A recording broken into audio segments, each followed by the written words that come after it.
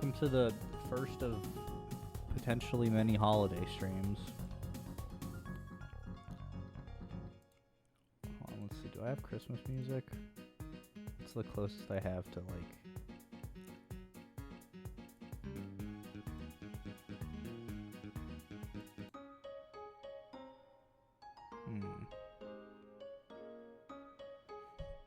That's Christmas Eve. Do we have anything better?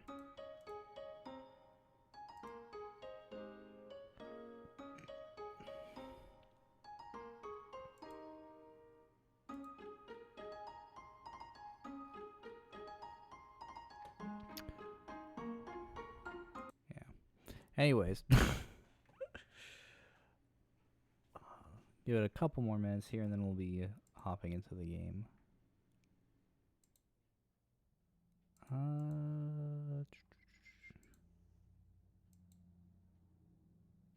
Yeah. There's our Christmas music. Yeah.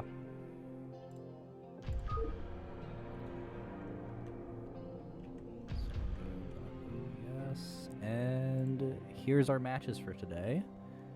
We're gonna have a Tier 3 Week 4 match. I should probably add that somewhere. Week 4 Tier 3.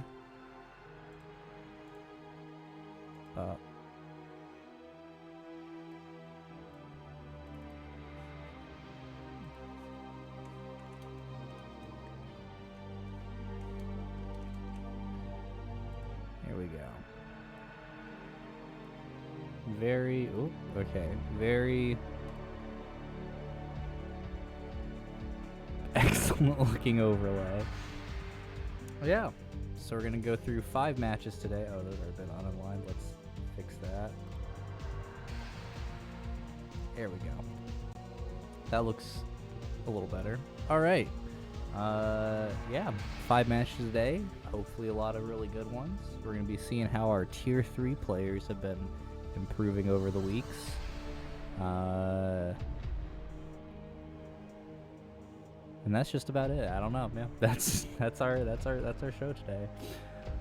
So with that, we'll just go ahead and start hopping into the games. Our first match is going to be Flater Kiwi on Thank You Very Much versus Seneca on Needle Light in a Protoss versus Terran game match. And yeah, we'll just hop right into it. First map is going to be Invader, as it was in Week 4. And yeah, I have my coffee, I have my chips and salsa for the Breakfast of Champions, and with that we're gonna hop into the game. There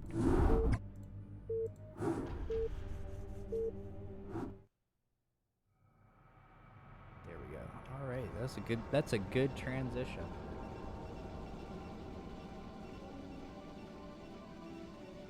Oh my god, I forgot to do the fucking... Oh my god, I forgot OBS hates me. Let me select window. Oh, Sprued War, there we go. Fix that, let me just... Alright, it was a good transition. No, it's... Oh god, no, don't open System Manager. Okay, it was a good transition, trust me. There it is, look at that game. Wow, so cool. Very good, very well done. Great job. Let me just... Alright, and at the top left of Invader, we have our purple Protoss player, Hetz, and in the bottom right, we have our yellow Zerg player, Mikeyro. I lied to you, it's not a PVT, it's a PVZ. They sound very similar. Do I know what's happening? I don't know which player is which. I'm assuming Hetz is Felder Kiwi. But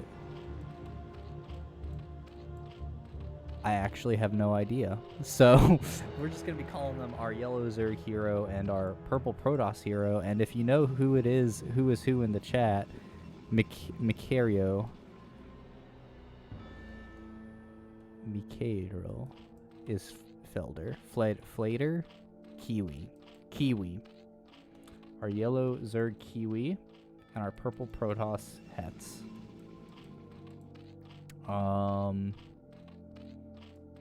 Yeah, Pretty simple stuff. Forge coming down.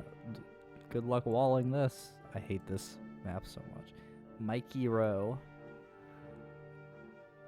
Oh, that does make sense. Mikeyro.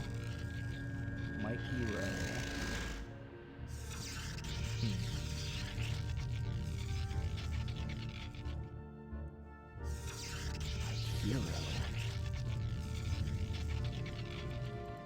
Mikeyro.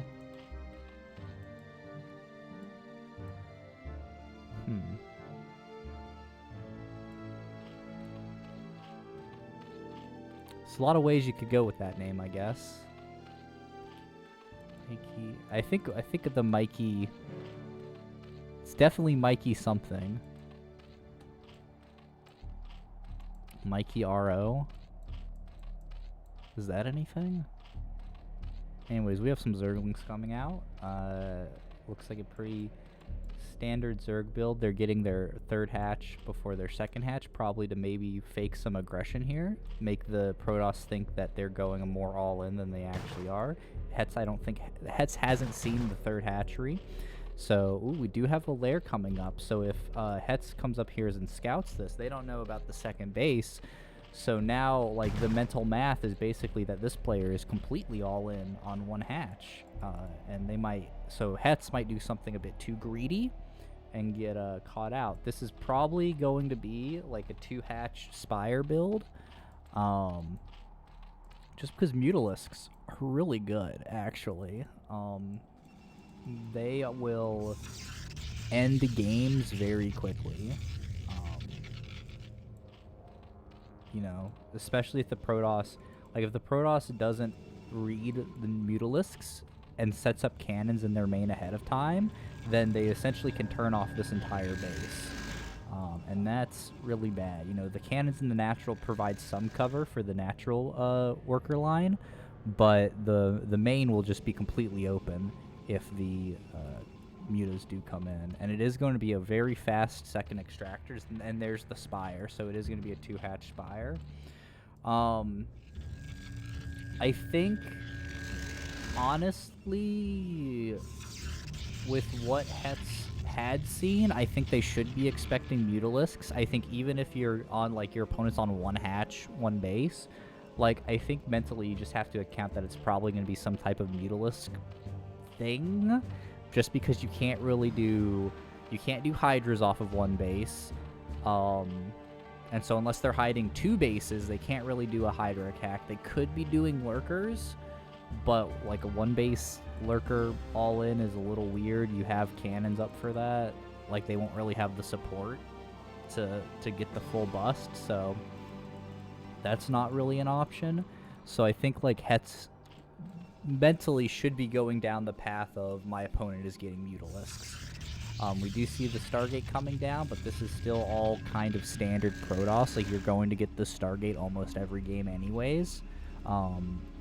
So we're probably going to see the Stargate. We're going to see 1 Corsair. And the issue is going to be, and we even see an air upgrades weapon. The issue is going to be, like, by the time this Corsair comes out and understands what Mikeyro is doing, there's going to be like 6 Mutalisks made, and that's going to be too much tempo in the Zerg's favor, and the game should be over. Now again, like, what really needs to happen is Hetz just needs to throw up a cannon or 2 in their main here. If that happens, then they're safe against the mutas, but if not, I think what we're seeing here is they're going down. They're like playing it as if they're going to be playing against Hydras, where you get your obligatory like single Scout Corsair, but otherwise are investing in Templar tech. And so we see 4 Mutalisks coming out. We see a sort of transition into Hydras. The 3rd base is being made. Here comes a big surround. Zerglings do get inside the base, but they get on top of the Zealots. Instead, they're going to run into the main here. They could have all just ran past, but they did. I think, you know, Mike wasn't even expecting the wall to be that slim. So the Zerglings get into the main, and they're going to cause a bunch of wasted mining time on these probes here. They will get 1 probe, but ultimately get cleaned up by the Zealots here. Meanwhile, we do have mutas popping out. We have a couple, one there. We have a big chunk here. We have more coming. And I think hetz, when they run into the main and they see there's no photon cannons, they're not even caring about the Hydra switch at this point. They're going all in on mutas. And I mean, like, they really honestly won't get punished for this. They should be able to take this game easy. This cannon might finish before the mutas get there, but where are these mutas going? Oh, they're gonna try to come up from around the back. Sure. I think if the mutas just beeline straight into here, they just snipe the cannon out. And I think, actually, is this a second cannon being built? Yeah. With these two cannons being made, hetz should actually be safe from these mutalisks. I mean, we have extra cannons being added in the natural. So Mike kind of is actually missing their shot. They had that moment where if they could get up in here before this cannon finished, snipe it out so that it doesn't have any DPS, and then snipe this cannon, and then deal with the Corsairs. I think, yeah, I think they were just playing a little bit too... Ooh, good angle there, getting the probes. There's a lot of them. And here come the Corsairs, and I think the Mutalisks really could fight, but they're going to maybe try to swing up into here. Ooh, yeah. Not the greatest Mutalisk control, going to be real honest there. But, oh, Scourge trying to get something done, but they will get baited into the Photon Cannon and die. Mutas are going to put pressure on the assimilator. Again, I think, like, actually, maybe not. Like, the mutas just are taking the worst path through everything. It's crazy. So, I mean, like, you know, it's definitely not the right choices here with the mutalisks. Mikeyro is committing to the mutas, which, you know, isn't the worst idea ever. They're a very powerful unit. They just have to be careful because as hetz is getting up into further tech, they haven't really been limiting the Corsair count. There haven't been any good Scourge hits, so every Corsair that gets added to this little bunch here is going to make this Mutalisk flock just look really sad. We are sitting at +1 attack. We really need to see that +1 armor, especially if they're going to be fighting Corsairs. It's really important. But we do see the Evo chamber getting added on. Oh, Mikeyro supply blocked at 44. The Corsairs have started going around the map killing Overlords. And here comes a big Mutalisk swing in here. But hetz has been bulking up their Zealots on some sort of gym routine, and they are rushing across the map ready to tear apart their third base. There are a couple Mutalisks here to defend, and they will be able to defend for free, but the problem is, like, 4 upgraded Corsairs are going to kill these Overlords really easily. Oh, great little attack in here. The Corsairs got split up, so now they're going to start getting picked apart by the Mutalisks. But the Mutalisks got distracted down to the Zealots and completely are ignoring the Corsairs. The Mutalisks might have been able to take that fight, but that was you know, the decision to try to kill the Zealots before they could take the base just did not pan out, and the Corsairs just deal too much damage and completely eliminated all the Mutalisks. So now the Zealots are going to get in there for free, the Zealots are going to get here for free. There are no upgrades on these Zerglings, so they will get 2-shot. The drones are fighting valiantly, but they will also get cleaned up. The Zealots are regrouping, and then they're going to come back in for their second wave. And, I mean, this base is going to fall. There's nothing really that hetz can do about, or Mikeyro can do about it. Overlord's flying straight into the Corsairs. Yeah, I mean, it was a game that the Zerg could have won, but they just missed their timing. And then they weren't able to convert into a regular game. So the drones are going to try to get pulled back to the main, but we're going to have a High Templar who's going to... Oh, and there's the GG leaves the game. We're on top versus bottom, so we do not see the text. Or we're on free-for-all, so we don't see the text. So, yep. Mikeyro calls GG, and hetz takes game 1. Let's take a look at that score string and see how our players did. Alright, yeah. Good work there. Alright, where's my text? There we go. So that's going to be 1 point on the board for Seneca, our Protoss player in this series. Flater, Kiwi, just, I said it really comes down to they missed their timing, and then they didn't convert. You know, there's a lot of, like, there was just some operational issues in that game, but they were set up to win, and I think doing that, I think the hidden, quote-unquote hidden second base by building at the third succeeded in misleading the Protoss player into thinking that it was some weird timing, but I don't know. Yeah, you know, a lot of times, sometimes you just lose the game. All right, our next map is going to be Tempest 1.1 in our second match, or second game of the Flater Kiwi Seneca match. We'll hop right into it.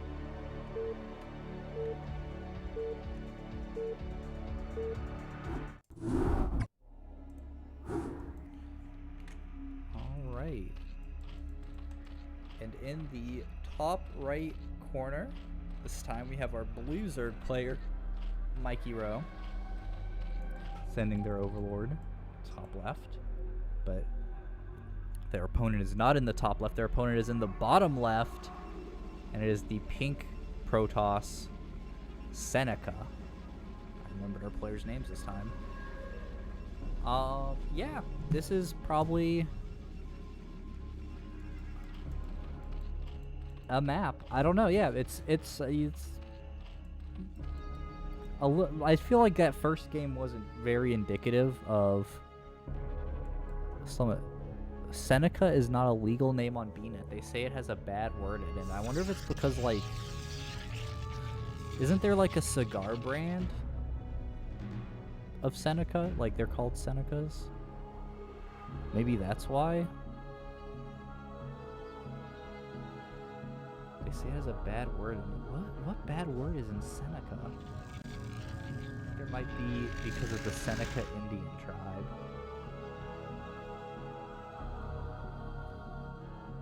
Huh. But it's probably because of NECA? Can you say what NECA is supposed to... what it correlates to in whatever... without... I don't know. Making Twitch angry? Oh, okay. Okay, I see.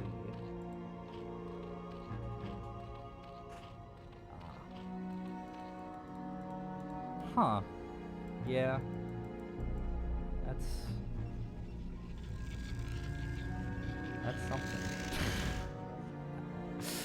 Alright, we have a Forge and a photon cannon getting built. This is the safety build because hetz had Seneca had not scouted Mikeyro yet, so you just go forge cannon, and they're actually going double cannon, so they see the first hatchery, they come in, they see the extractor, they see the spawning pool. They probably don't need to have 2 cannons before a nexus, but you know, it's good to be safe. It's better to be safe, especially at like tier 3 where you aren't sure of your micro, or your micro can lose you games and you just want to play more safely. It's why, like, you know, I was saying, like, the last game, how good Mutalisks are against Protoss, but we also saw how, like, Mikeyro kind of punted that game by just running the Mutalisks around in weird angles, taking pot shots from photon cannons, and not really taking good routes in micro with the Mutalisks. So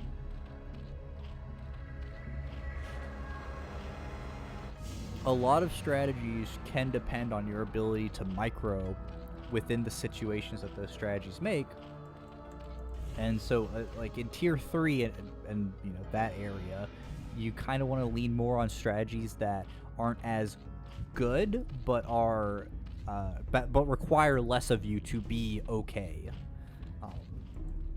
So like you know, Muta micro is insanely hard, so you know, learning that, like doing something like Muta micro in ZVP is asking a lot of you that you might not be able to provide forth. I mean, there are issues where, like, you know, you kind of have to do Muta micro in Zerg versus Terran. Which is why like a lot of lower level Terrans will result to Mech Terran versus Zerg instead of doing the normal bio, is because Mech just doesn't ask as much micro of you. That's all that to say, getting 2 photon cannons is perfectly okay. You know, it's not ideal, but it prevents Zerglings from coming and killing you, which is how you can not die.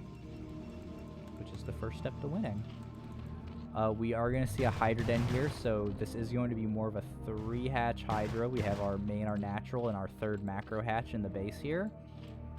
I don't think that...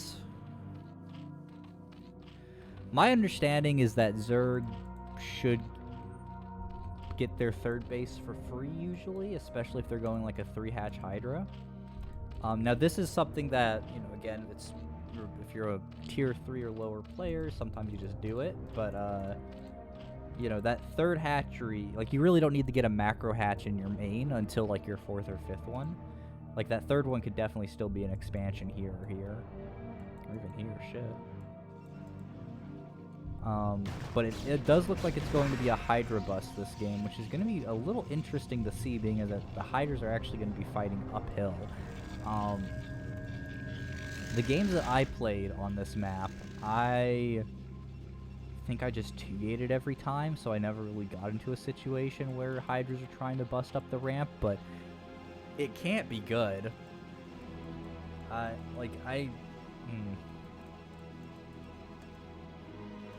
Yeah, like, I feel like if there were any map that you shouldn't be Hydra busting, it's probably this one, just because, like, the low to high just seems insane.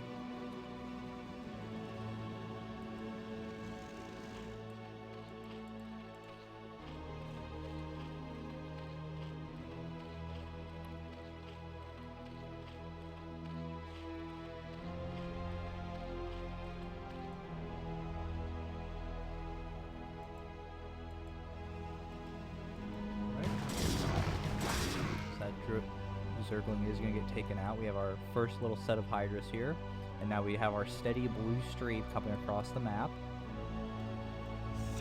So that really is going to be the question: is what exactly does a Hydra bust attacking uphill look like? Hetz is in a great position. They are getting their High Templar, they're getting their Storm, they're adding on their gateways. They've completely skipped Stargate because, again, they scouted that it wasn't going to be Spire. So now I'm just really curious. Like, it seems that Hetz just has a really solid defense. They could probably stand to add like an extra pylon and a few more cannons just to shore up the wall. But again, like, I just don't. It's high ground. How do you fight high ground?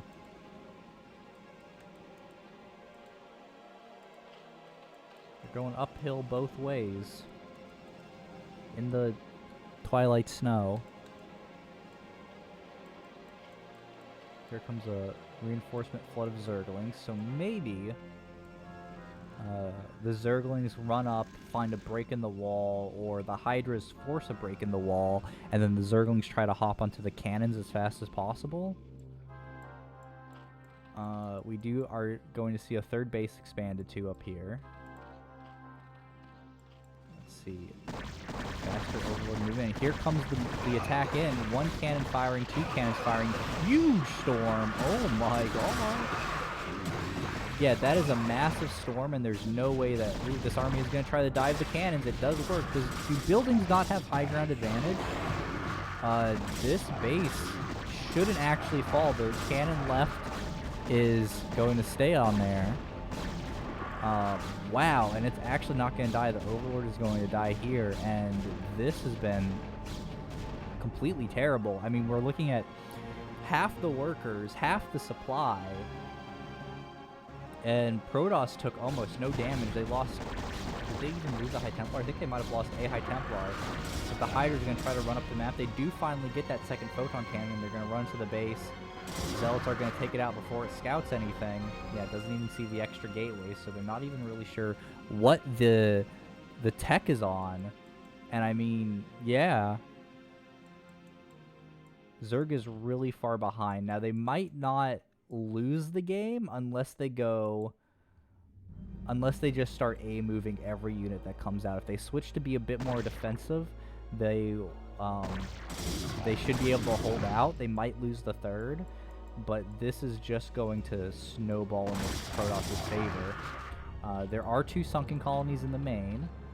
The Zealots are only on +1 attack. +2 is on the way. But with more High Templar being added on, Stargate is finally coming. We have observers out. So the lurkers won't even be like that much of a protection. This third base is definitely going down here. The Zealots can just right-click on it and melt it in a matter of seconds. Hydras will be coming up to try to defend. Zealots taking out the drones that pop. Honestly, these Zealots can probably fight the Hydralisk. But they are going to get right-clicked onto the hatchery.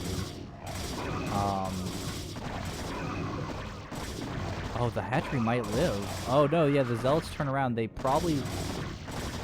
Oh, I don't even know. Though, they should take it out. There's no way. Oh, my gosh. The hatchery standing at 79 HP is pretty crazy. Yeah, I feel like hetz or Seneca just needed to right-click on the hatchery, not even bother with the Hydralisks, or micro their Zealots on top of the Hydralisks to kill them. They kind of tried to do both, and it just didn't work out. Yeah, Zealots are actually really good against Hydras once you have speed and an upgrade advantage, but... Yeah, we can see Seneca's like minerals are rising really high.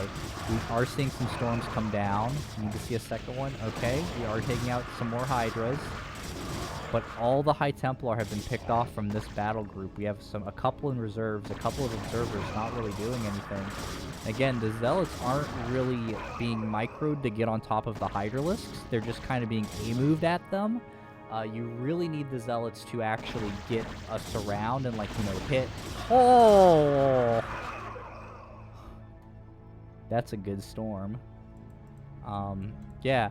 Also, if I were Seneca, I would just be taking, 3 Zealots and just right-clicking them up here. With a 78 HP hatchery,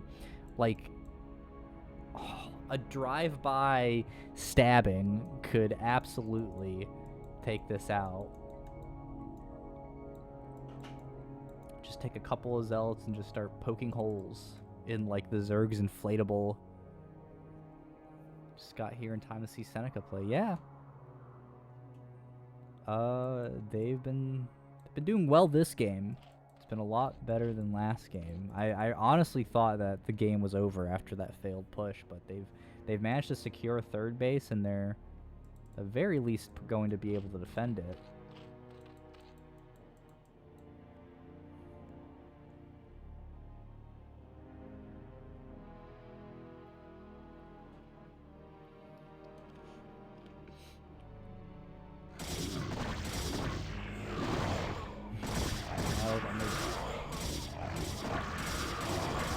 The Seneca giant foam finger.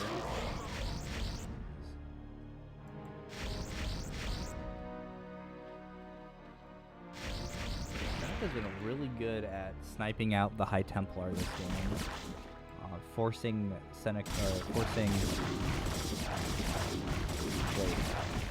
Mikeyro has been really good about sniping High Templar this game, but I think this is going to be it for the day, so there's too many Zealots. And honestly, I think this is going to be the beginning of the end for Mikeyro. Seneca has just been playing, their macros have been too good. Mikeyro lost too many Hydras trying to force that initial bust. The third is going to fall. We're still sitting at half workers.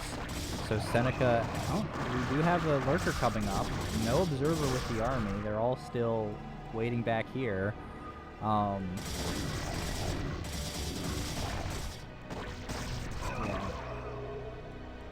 This is partially, when I play, I just, rally. I've been sent by the Conclave to serve and counsel you. Thank you.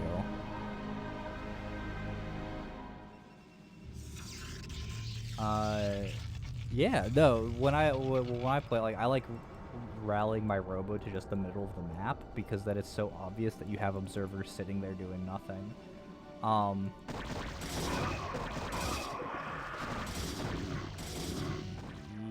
Yeesh. Yeah. This is just not looking great for our boy Mikeyro. Seneca just has a lot of stuff. There's really only 2 sunken colonies defending this natural here. And, I mean, they're gonna try to maybe get this 3rd back up. But again, like, it's just a lot. That's a lot of zealots. Corsair running around the map. Queen's Nest coming down, so they will be trying to get a hive. But, I mean, what is a hive gonna do when you have 20 workers and 2 bases?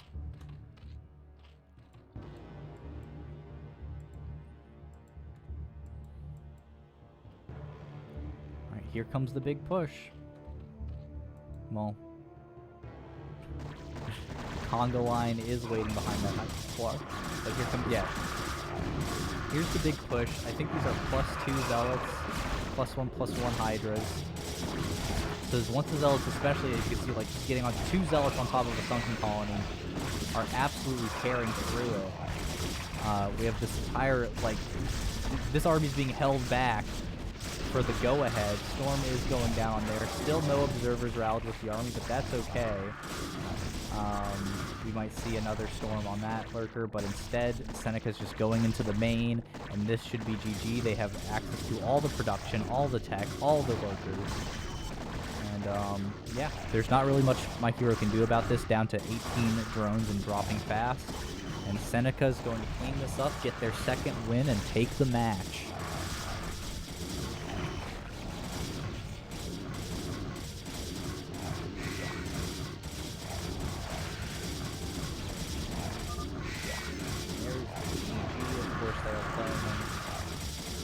So we don't get to see their chat messages, so there was the GG as Mike released the game, and Seneca takes it, I think 2-0. Let's take a look at their scores. Yeah.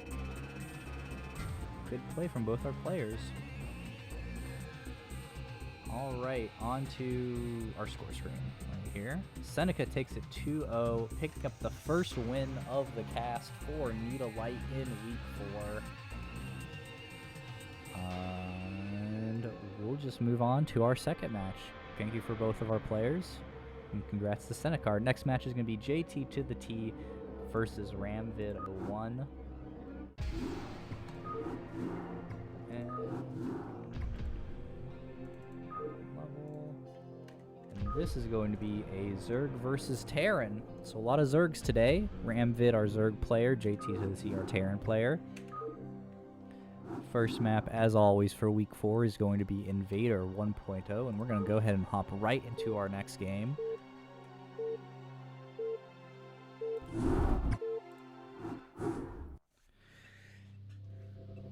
Alright.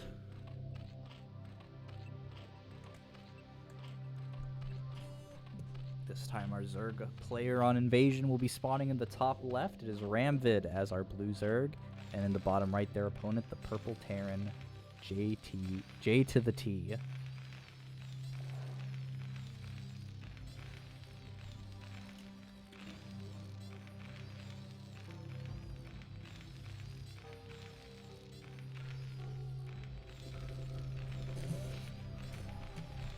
Huge fan. We got a lot of fans in the chat today of players.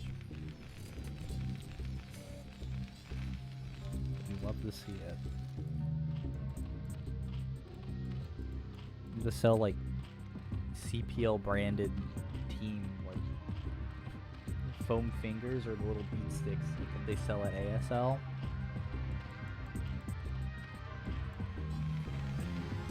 That actually would be. I wonder if there's like an image of those bead sticks online. Anyways, let's talk about the game. We have Zerg. I don't know. Yeah, not much happens in the early game. I would definitely rock some Need a Light merch. And ask staff. You know, on top of managing the league, creating and managing the web app, organizing everything, organizing off-season tournaments, organizing, you know, raising awareness for just like other Brood War stuff, helping players do like learn the game. We can also get them to make a merch store.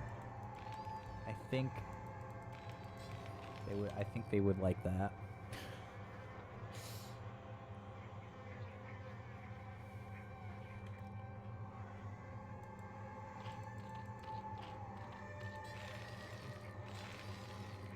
Shirt with a fire bat. Oh my god.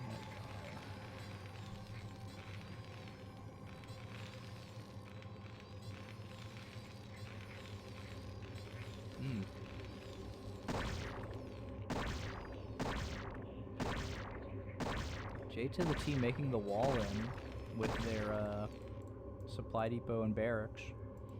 Something you don't see very often, but again, it kind of gets back to that thing where it's like, sometimes you just want to do builds that aren't as good, but will, you know, ask less of you, right?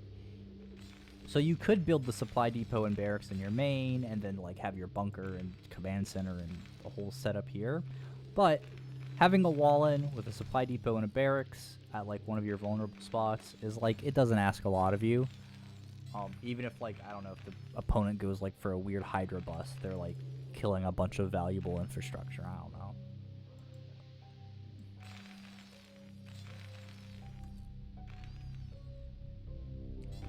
Yeah, and the bunker goes there. So this is, oh no, that's just the second supply depot. So it looks like JtotheT is just skipping the bunker altogether. Meanwhile, ramvid just has their Zerglings out, is just macroing up. No tech. Oh, 100 gas, so we should be seeing Zerg speed. Oh, it's going to be lair first. That's right. So that is going to be, yeah, just, you know, Spire play. Zergs do be going mutas in ZVT. SCV does die valiantly. A brave hero, scouting the corner of the Zerg base. Extractor, second extractor going up. Yeah, ramvid just is sustaining a basic Zerg economy here. Saving up their gas for the muta wave once the Spire finishes here. And yeah, JtotheT meanwhile getting their refinery up, adding on their extra barracks, so they will also be going for the standard Terran versus Zerg, just big bio play. Zerglings are going to be coming up on the wall, but they will see that there's no way they can get past it, so they will just kind of stay out here, keep the Terran honest, stop them from, you know, pushing out early undetected. Meanwhile, lair is down, so we will be seeing the Spire build. Right on. Oh, a Hydra Den, actually. That doesn't seem right. Interesting.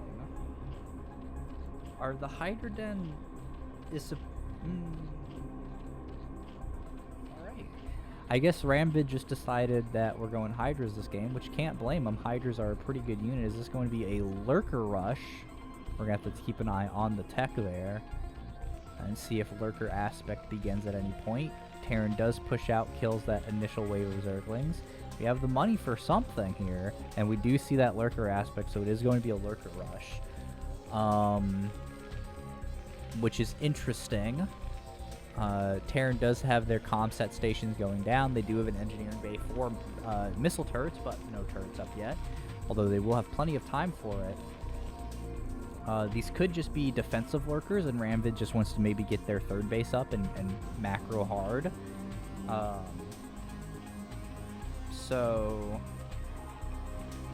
But with this Bioforce, this is going to be pretty scary for ramvid here. They might need to add on a third sunken. But there's JtotheT's kind of signal. They scanned up.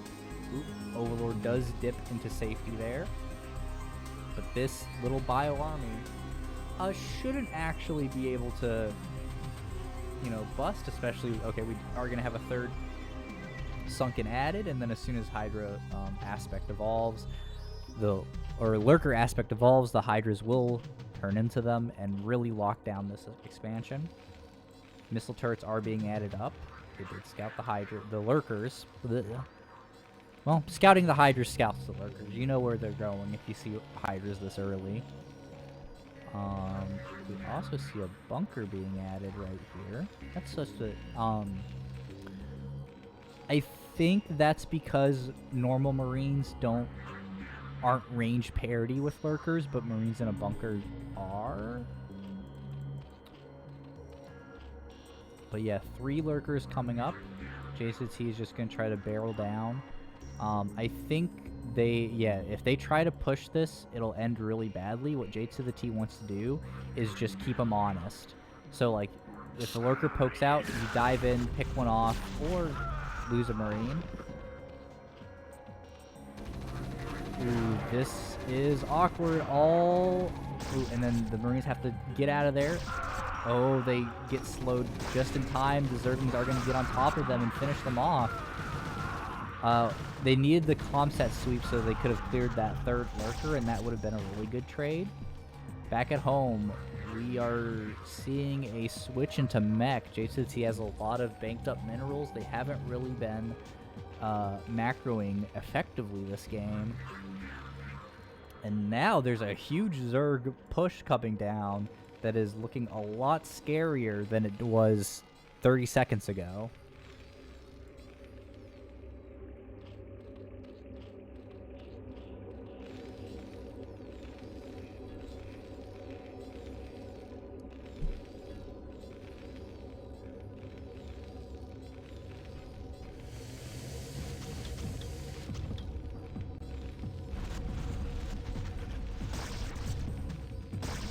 Begins. The lurker burrows right outside of everybody's range. And just taking off that barracks like it was a Protoss gateway.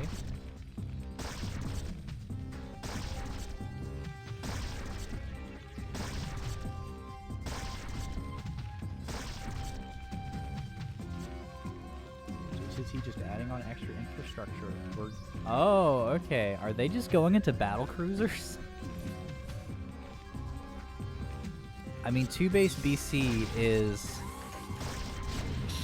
Well, lurkers can't shoot up.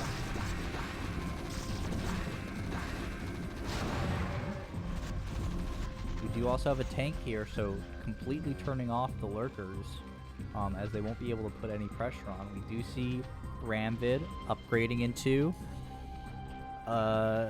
Queen's Nest. No, we will not be seeing BCs. The science facility is just to upgrade a radiate for the science vessels. It looks like we're just doing a very delayed bio wall.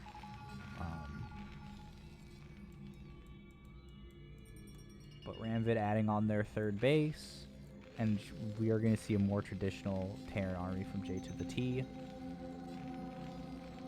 Again, the added on extra tanks should help them be able to swat lurkers down, especially once the science vessels get out and they don't have to waste comsat sweeps on them. Ramvid, meanwhile, is just scouting around the map, trying to find, places where the Terran isn't. We do see a drone coming down, so again, like this expansion here, like cutting the map in half and just stealing these minerals early is a really good idea.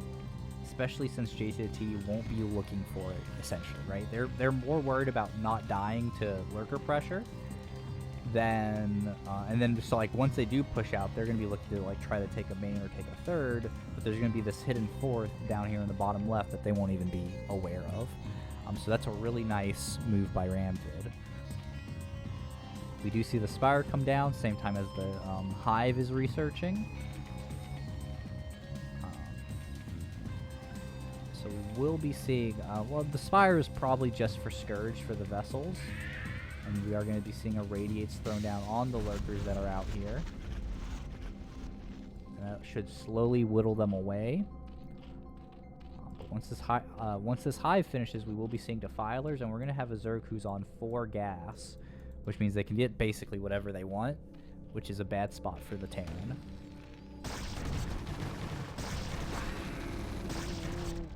Ooh, a bit of an awkward micro there. The tank just kind of stays in the Zergling's attack path. But as JtotheT starts pushing off, they're going to see there really isn't that much army here. They're going to siege up in the middle of the map, though.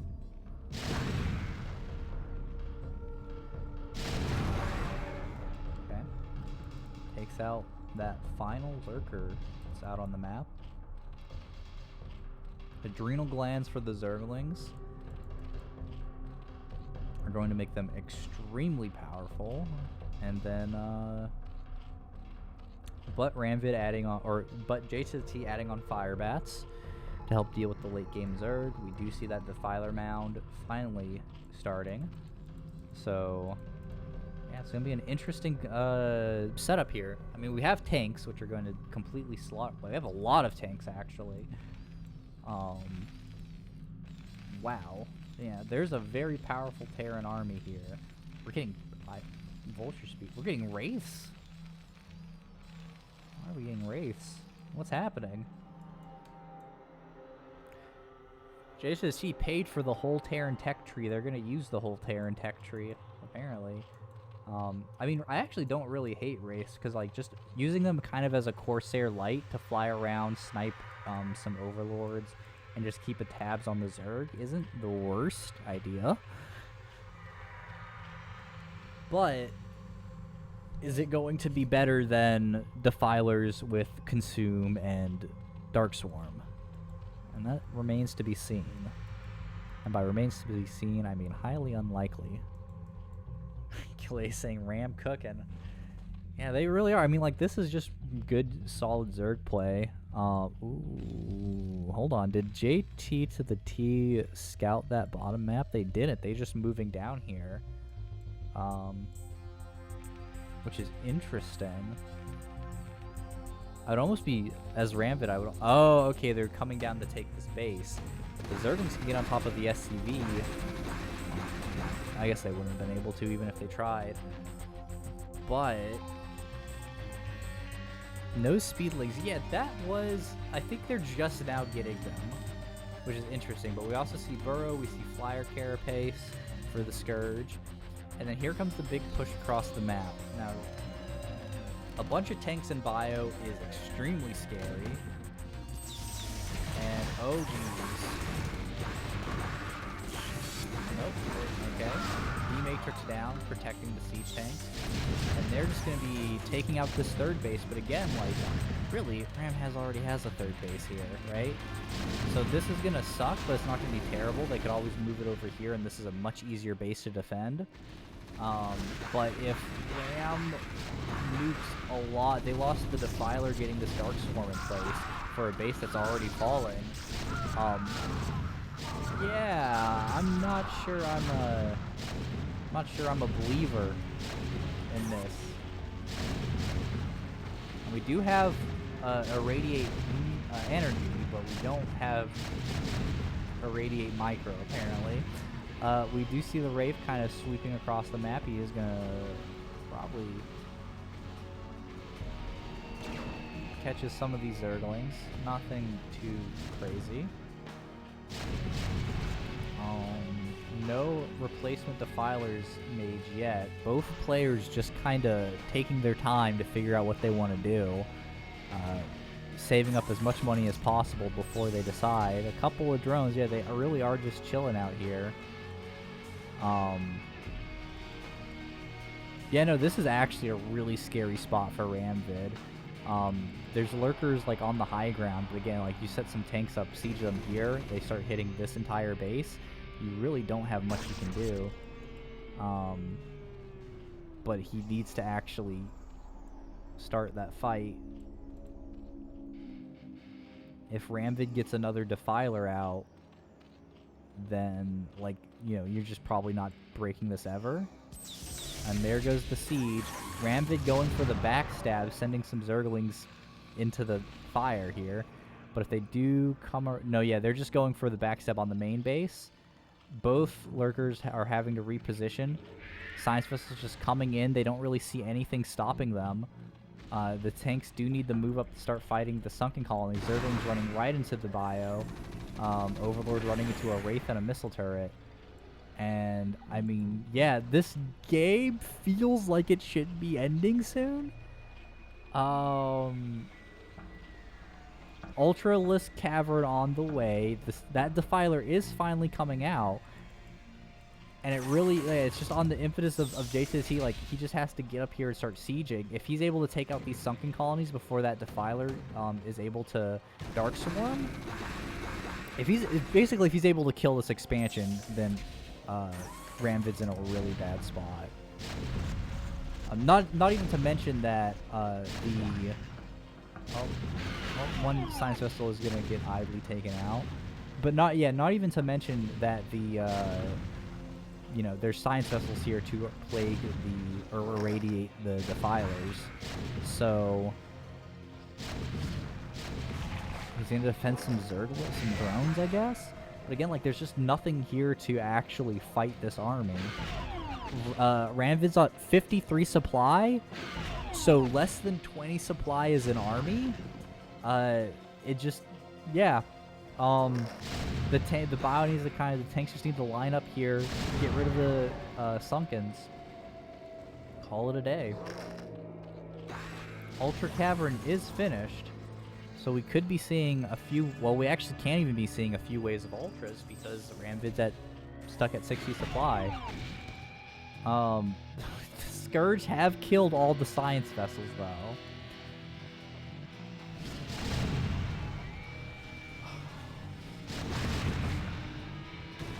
Okay, the Zerglings are getting on top of the tanks, tearing through them, but the splash damage will clear them out. Here comes the replacement Science Vessels. I'm just not really sure how ramvid comes back from this game. Yep, there goes that Defiler there. Ooh, Zergling's getting on top of the tanks again in that Dark Swarm. The Firebat is stuck behind the Marines. He can't do anything. He can only scream helplessly as his comrades around him give their lives to protect his precious propane.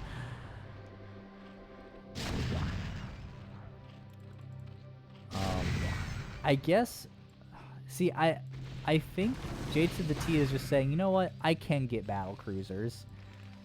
I'm researching Yamato cannons. I'm building Science Vessels. Yes, we can get these, actually. And he has, like, a giant army all over the map. Oh, okay, never mind. He must have gone for a drop in the main, and I completely missed it. But yeah, that's GG there. Completely takes it out. Circumvents the sunken colonies. I feel like it's really funny how scared he was of the sunken colonies, right? Because, like, this army just moves up, kills these. But it's one of those really funny things where, like, watching as an observer, it's, like, obvious. Just move your army up. You could literally, like, right-click up here, and then once they're all up, move the sunkens, and they all die. But when you're playing, like, he actually has no idea what his opponent is doing. And at 20 minutes in the game, like, all he's seeing is that he's killed a couple of units. There's a couple of drones here. It's like, what is, like, you have to be thinking, what are you missing? And the answer is he wasn't really missing much. It's just one of those funny things where, like, he's playing patiently, which is what he should be doing. It just, you know, kind of looks funny to observe it. Anyways, here's our score. Both players doing a lot. So good on them. And let's update our score screen.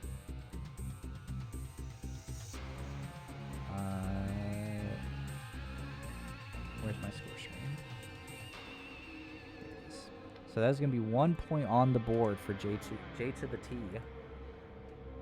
So the first point for Thank You Very Much. Let's hop into our next game. As always with a week 4 game match. This is going to be on Tempest 1.1. We're just going to go ahead and start it up.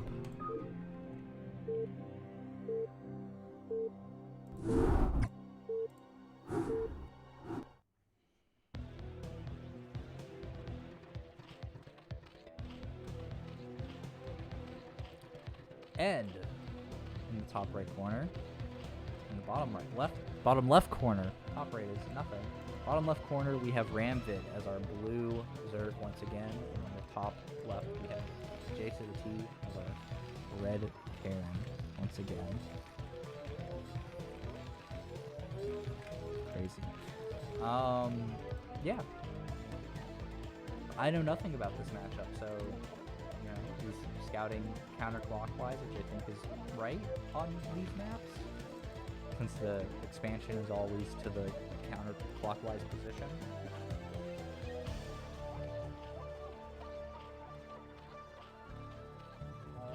Yeah.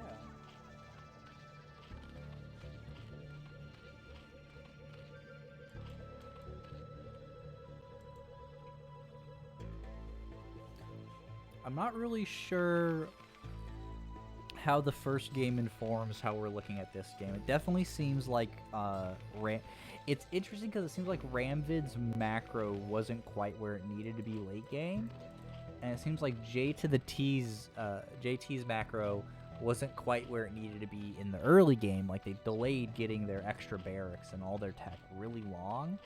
So I wonder if Ramvid's gonna try for a more like really aggressive opening strategy to just knock JtotheT out before they have a chance to really like kick into gear. Which also, that does explain a lot of as to why JtotheT does their wall-ins with the supply depot and barracks, even though that's not like technically, you know, the best, most optimal way, but it's because they seem to excel more in the mid to late game.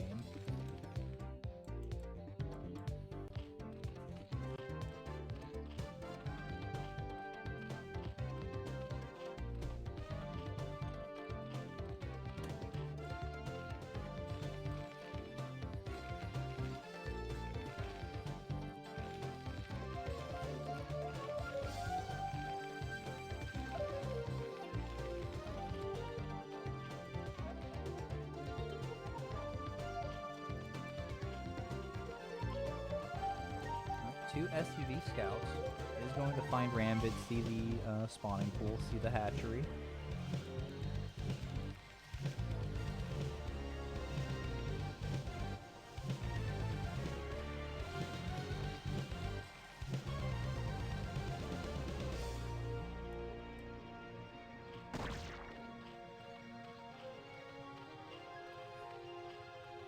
Strong with the early lanes, but has trouble dealing with all the things that have to be done late game. Yeah, that definitely was the impression I got from last game.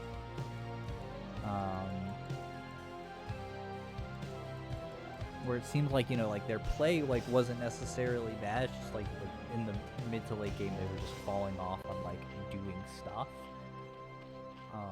or maybe like over microing units. So yeah, that's going to be 6 Zerglings popping out. No Zergling... Okay, let's see. The gas was a little slow, but they are just making Zerglings from every possible thing. So it could be that they are planning to Link Flood. I mean, if they get enough, there is a...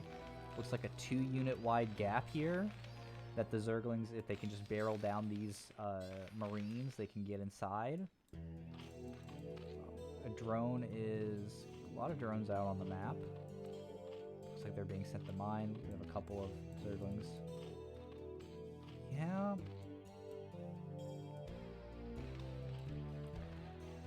Yeah, I think playing to his strengths would be to like just Link Flood this game and try to bust this down, but it does look like Ram is still going to be playing defensively. They're adding on the creep colony, getting their lair. Like, they are setting up to be able to go into a more natural mid-game. But here comes the attack. Wing speed isn't quite done. And they are going to get a surround on the Marines, but SCVs are going to get pulled to take them out. Oh my gosh, yeah, the Zerglings are going to be on top of Marines to kill almost every Marine there, but the SCVs are the greatest worker unit in the game. Are going to be able to fight the remaining Zerglings off. Yeah, so I wonder, like, if Ramvid had like skipped on the sunken, skipped on the lair, if they would have actually been able to have like those extra 1, 2, 3, 4, 8 lings, extra 8 extra lings finish the game there.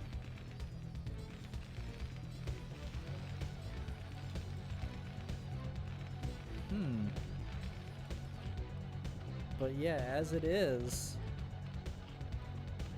I mean, he did kind of reset the Marine count, which is really good. He does have another wave, but at this point, it's getting to the critical mass. Oh no, actually, if that's open. Yeah, unfortunately, like he needed to have the Zerglings like all run up through here and then start attacking. The ones that got caught running around the bottom just ended up not contributing to the fight at all. Barracks is going to lift to save the medic, but that does open up a lot of range for the Zerglings to start running in. And again, wow, just really, honestly, great positioning by JT there. Like, spreading their Marines out, having the SCV's body block so the Zergling pathing just gets really wonky. Yeah, I mean, that's just, yeah, great play. Spire is coming down as more Zerglings are just being routed up, and it does seem like Ramvid is on the warpath that just keep, like, forcing JT to play Ling defense. The question is, like, does that math change significantly when mutas get involved? I mean, the pathing on the SCVs is going to matter a lot less, but so, you know, extra missile turrets being added on here to already shunt the mutas off, so I don't think Ramvid is going to be able to bust JT in the short term, which means that they are going to have to prepare for a long game, and like we saw in the last match, I definitely don't think that's going to be in their favor.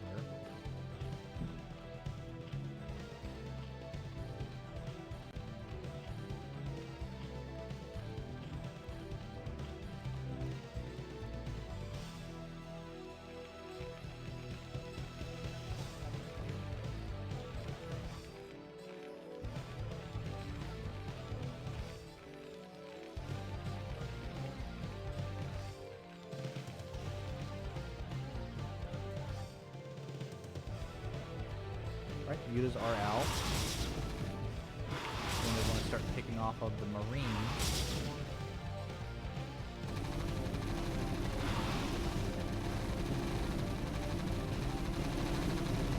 Oh no. The Miss Micro. Bit of a dive in there. Mutas come back around. I mean, this barracks being pretty low, like taking that out is pretty good. But with only 3 mutas, they might not have the range to deal with it.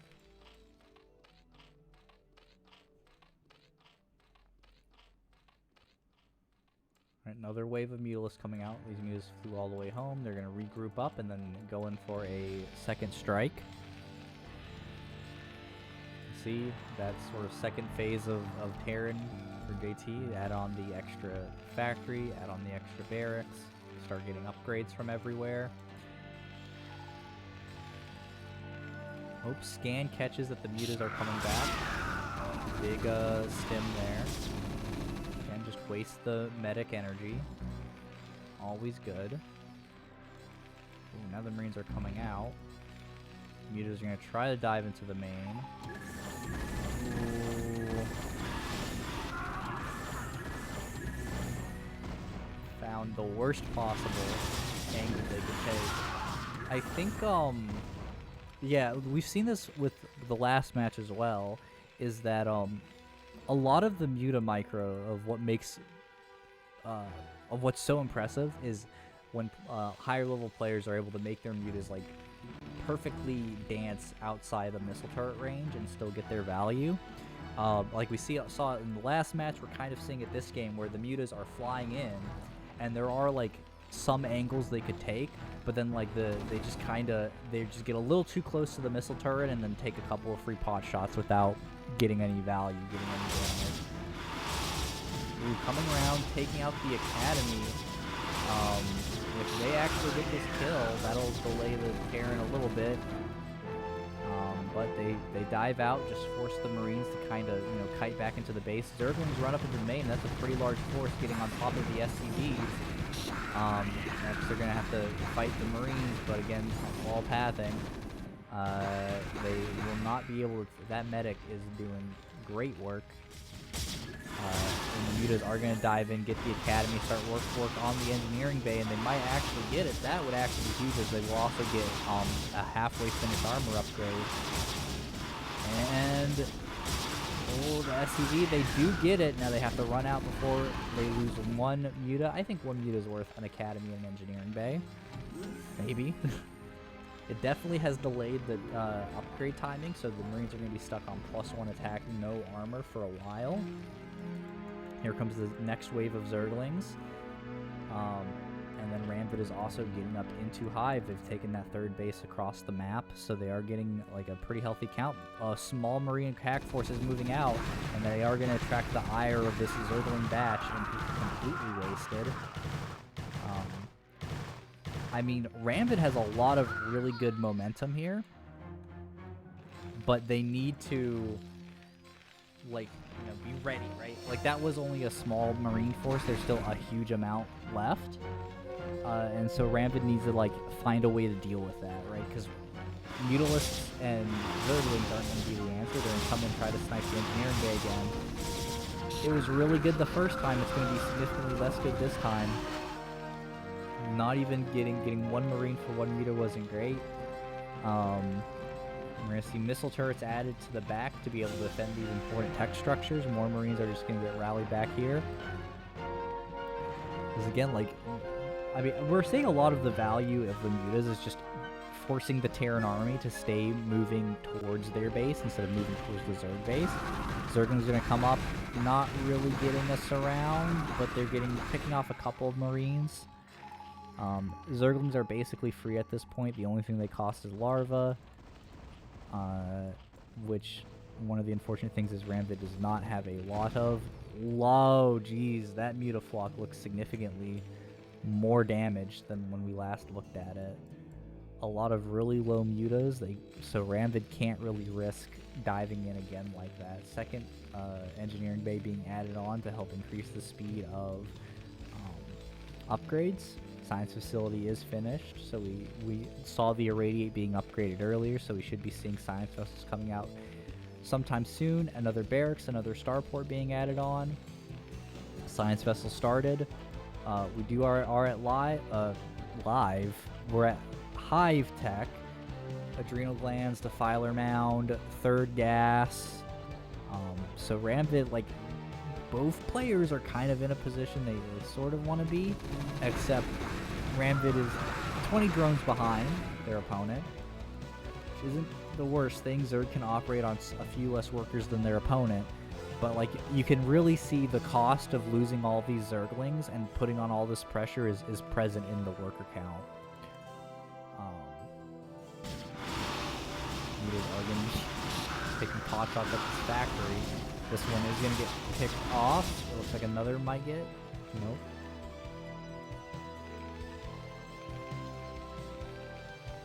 Yeah. There's stuff happening. But again, the question is always going to be, can ramvid hold the attack?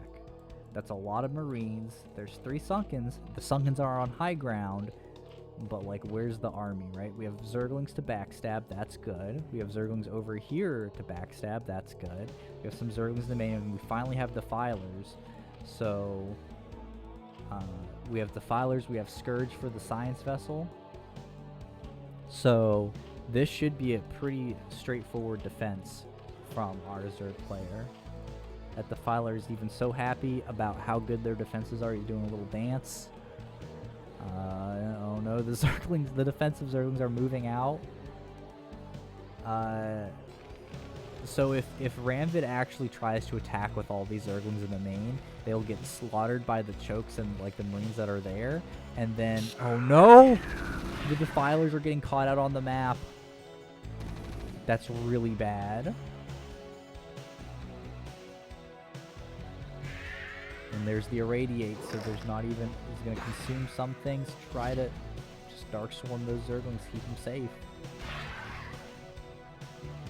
Wow.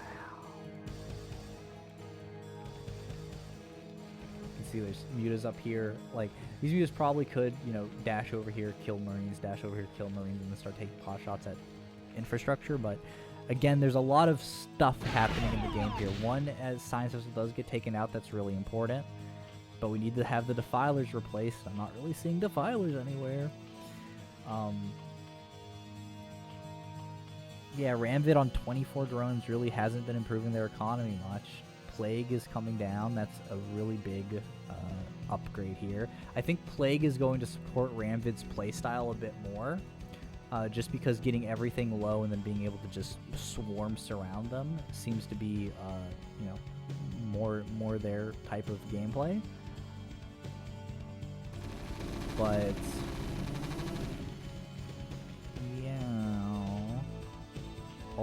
Ultra Den Cavern is coming up. Ramvid maybe needs to... This hatchery, I think, just needs to only build drones to start supplying this side of the map. And then maybe get a hatch up here. Just getting the 4 bases would be really important for Ramvid. Especially since JtotheT is finally adding on their 3rd base.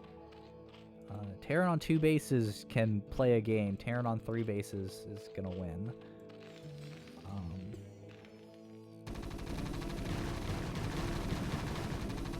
The Zerglings just aren't really going to be able to put up a fight, especially with these medics here. I'm not even sure what the upgrades are at, but it definitely is in the Terran's favor. Zerg only has 1 carapace upgrade. Ultras are being finally made, but I mean, with only 1 armor upgrade, are the Ultras really going to be as good against Marines as they should be? No Ultraless carapace. It looks like JtotheT is becoming aware of this bottom right base. Just a lot of Zerglings from Ramvid. The attack is coming in. Again, upgraded Marines, like once you hit that critical mass of Marines, Zerglings will not be a good answer to them without some type of support. We are going to have a drop in the main, and that is a lot of Marines. That is 24 Marines, it looks like. 3 shuttles can hold 24 units, right? Or is it 6 units per shuttle? I don't know, but this is a dead base right here. JtotheT. These Marines are just overseeing the operation, right? Like this Queen's Nest is going to get taken out. A lot of DPS is being wasted on this Zergling egg. So as soon as they spawn, they will get deleted from the game. There they go. Not even a death screen. As these Marines are going to start just absolutely tearing through this base here. And there's not much Ramvid can do about it. I feel like JT just landed these Marines just waiting, just like, oh, okay, they'll probably die, but I'll get some damage done and distract them. And no, this is actually just the game-ending blow here. Spire goes down, Hive goes down. The tech structures... Yeah, no Defiler Mound. So, Plague on this army up here, and again, like, this is what I'm saying, is like, the Zerglings just come up, tap a Marine, it dies, tap a Marine, it dies, tap a Marine, it dies. That definitely seems to work more for Ramvid if they're going for the mass Zerglings, than Dark Swarm. Which, again, like, mass Zerglings, like, you can do it, but I think, in the future, Ramvid will probably want to prioritize Plague higher than what they have been doing. Just because, like, if the Zerglings are coming up to the Marines and they're having to stop for 3 seconds, the rest of the Marines are killing them. They really just need to do, you know, come up, tap, come up, tap, come up, tap. Another drop in the natural this time, completely taking out so many Overlords, the entire mineral line, the extractor. They'll move up and start killing sunken colonies. And that's a GG from Ramvid. Yeah, JT takes it 2-0. Let's take a look at that score screen. All right.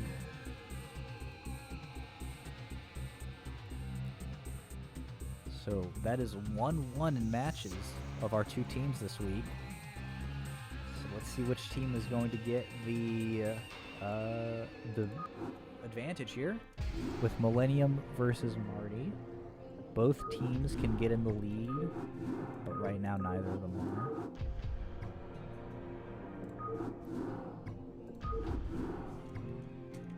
Alright, our next game, Millennium versus Marty, is going to be a TVP.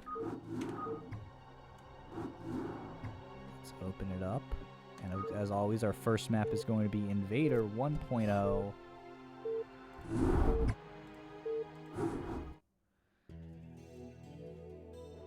And the top left, we have our blue Terran player, Millennium. Bottom right, we have our pink Protoss player, Marty.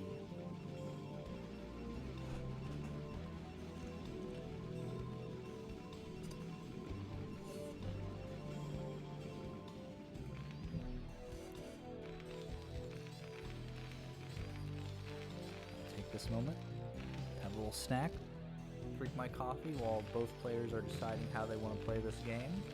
Game doesn't really start until we're at like a couple of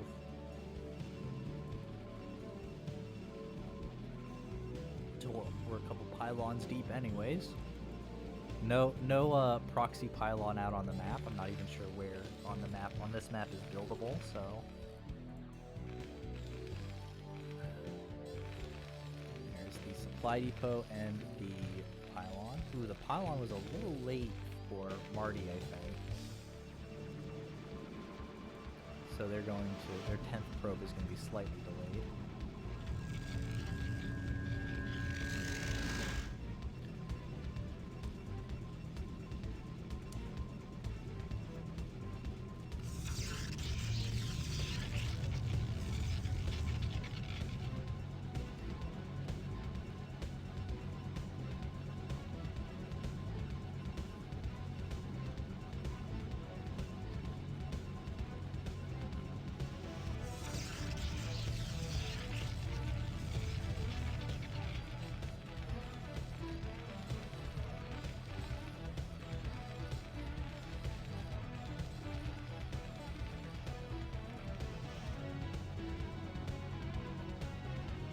Alright, first major decision. Is it going to be a Zealot first or immediately into a Cybernetics core? It looks like it's going to be immediately a Cybernetics core.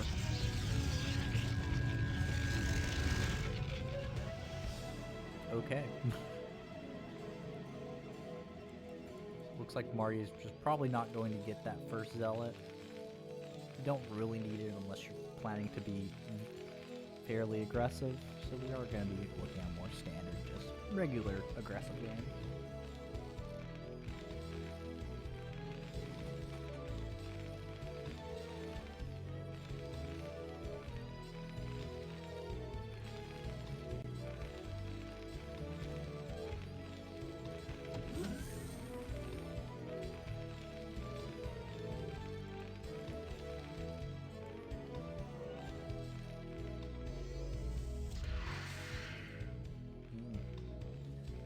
Actually looks like Millennium isn't planning to build a bunker in their natural. Looks like they're just gonna hold up on this high ramp, which is fine. Like, you can get your factory and your defenses and then expand. You're gonna be a little bit delayed, but depending on where Marty takes this game, that could be a benefit for them. First Dragoon is out, and we do actually have 2 SCVs scouting, which is a little strange. I actually think Marty might forget about this one. Nope, he does not. Sends the Dragoon over to take it out. 1, 2, 3. There we go. So 1 SCV is going to go down. Now Marty has, it looks like Marty is actually going to be going for a faster Nexus. They aren't scared at all about their opponent being aggressive. Which, I mean, their opponent kind of isn't. Ooh, a supply block. I would say, actually, if you aren't going down here, that this would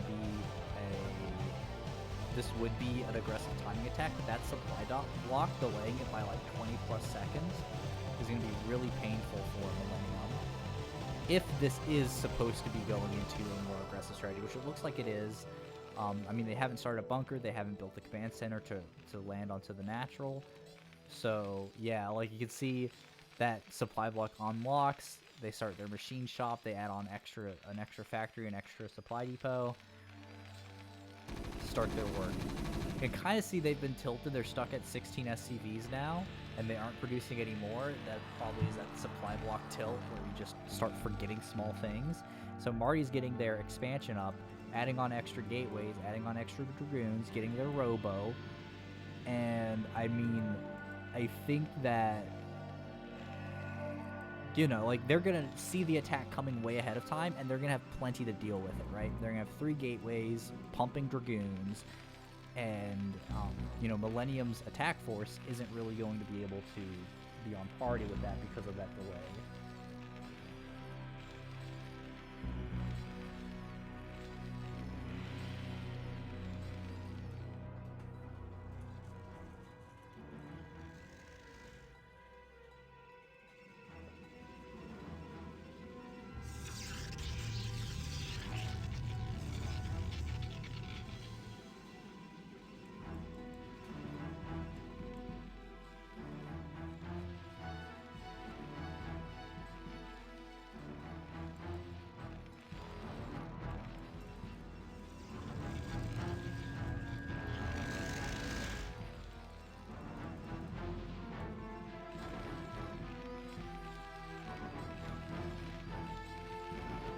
Siege mode, we see spider mines coming out.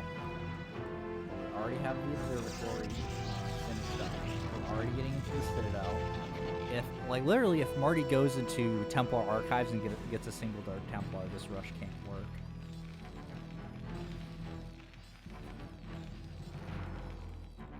And I think we're getting into the position, wow, Marty is actually adding on a 3rd Nexus. They are being extremely greedy.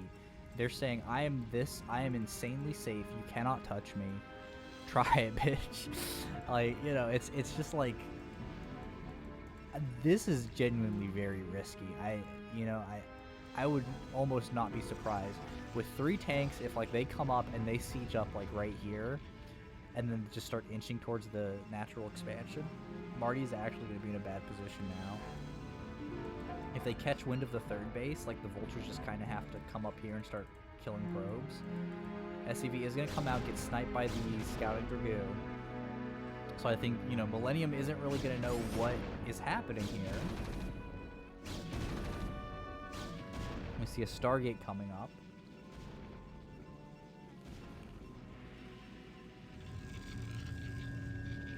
So that will finish just in time with the archive, so that they'll be able to build the Arbiter Tribunal right away.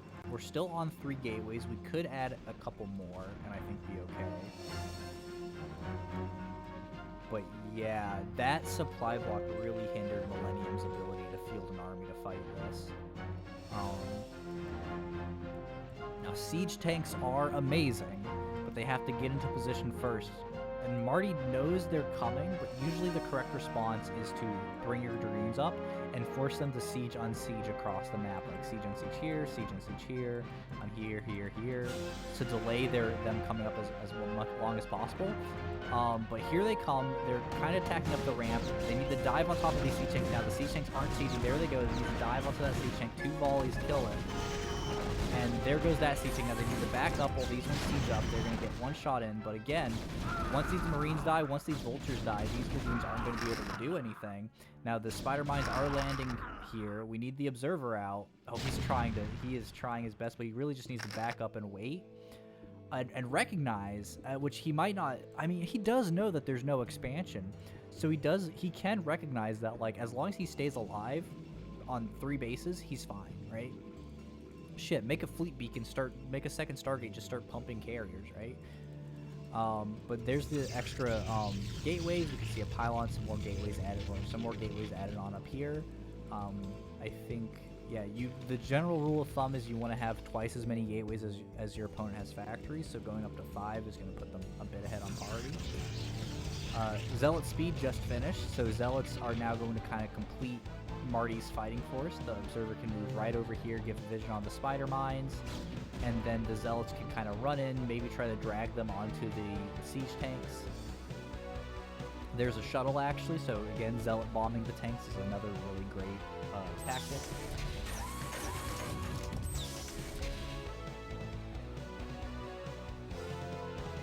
Marty has just been playing this game very confidently, and it's very impressive to see, especially for Tier 3. Like, they've been basically doing everything right. And that's been, you know, it's fun to watch. So there's that shuttle. So it's gonna pick up 4 zealots, fly it over here, drop it like in between these 2 tanks.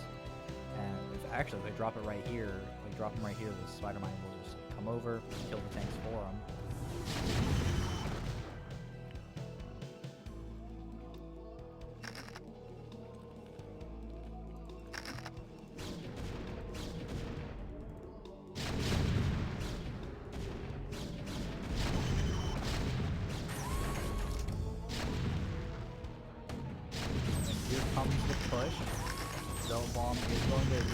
Right there. Mine does get dragged over, takes 2 tanks out with it. Another mine drag here. Oh my god. Marty playing with some extreme patience, just dropping 2 zealots off in one area, dropping another 2 off in that area, and that inspired, you know what? We're getting the instant replay on that Spider-Man. That was crazy. 10 more seconds. I'm a Protoss player, so I like seeing Karen things go green.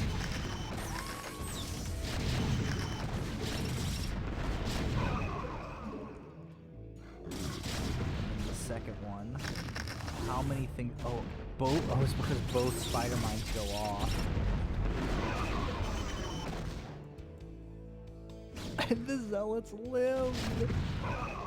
That's very funny.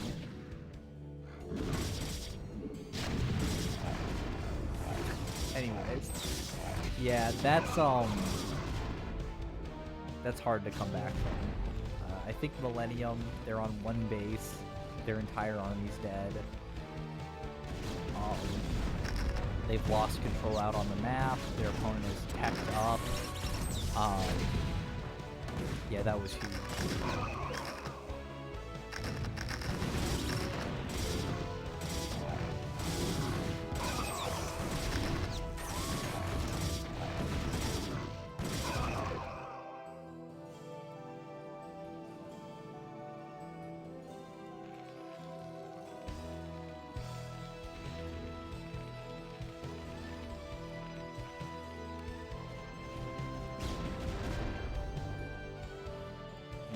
Zero tanks on the map now. Like, we're getting in the range where Mario just A-moves. They just A-move on the, like, top left of the mini-map. And goes AFK.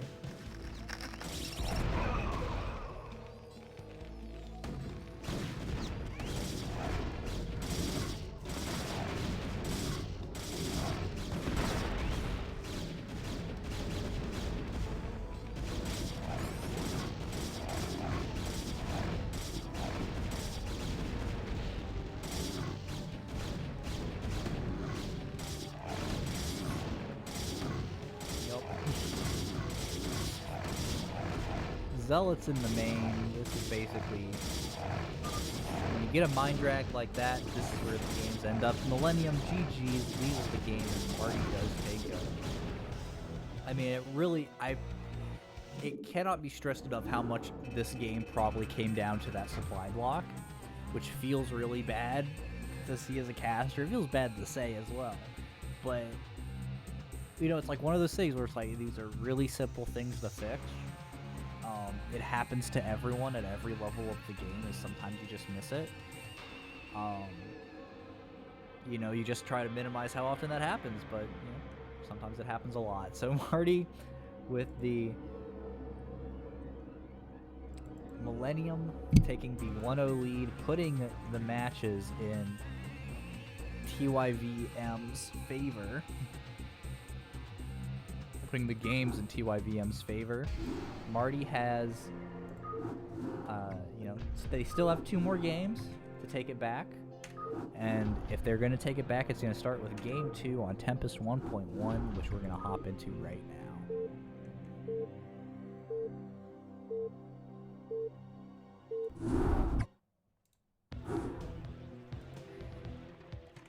And here we see in the bottom left corner, as our yellow Protoss player, we have Marty, Magpie. In our top left corner, we have the red Terran player Millennium looking to take the games back.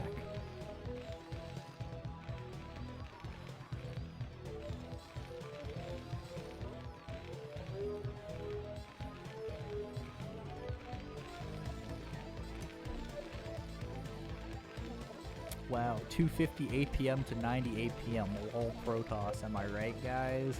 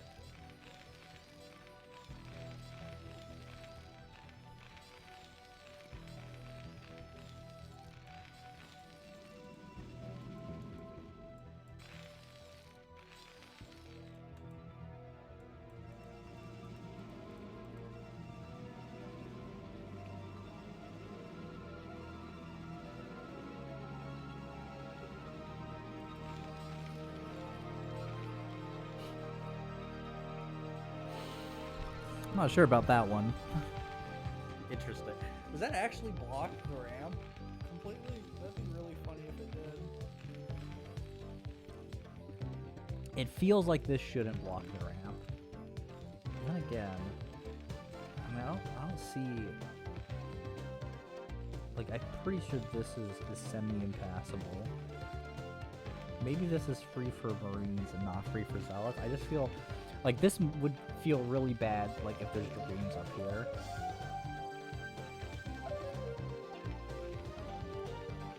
And let's see if the Marines are able to run behind the barracks.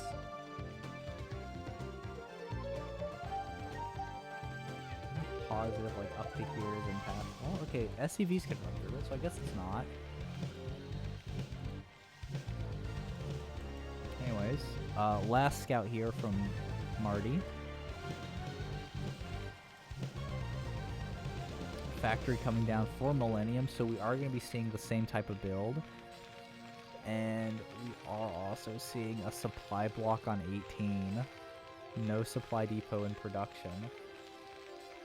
This SCV was like trying to find a good spot for it and eventually place it here, so yeah, I mean it's gonna be like the same thing we saw last game, where it was slightly better this game because the factory isn't completed, but there is definitely delay. There's no SCVs, no 4th Marine. I mean, we really need to see maybe go ahead and add on that second factory. Thankfully the supply depot does finish, but just go ahead and add on that second factory. Marty, meanwhile, is already just setting up. They're going to get their expansion really early. Dragoon chasing the SCV across the map. There's the machine shop, second factory. There we are. Adding on extra SCVs, extra Marines should be coming as well. And Marty's going to go ahead and start setting up their wall up here.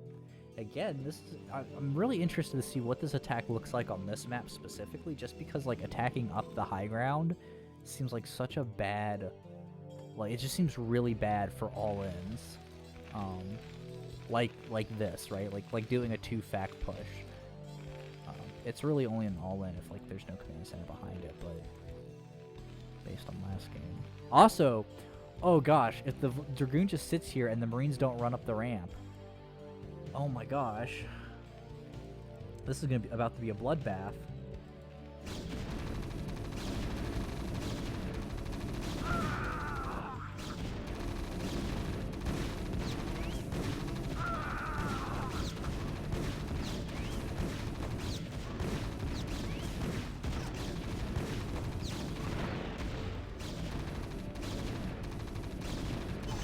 Oh my god, one shot away, right? Yeah, one shot away.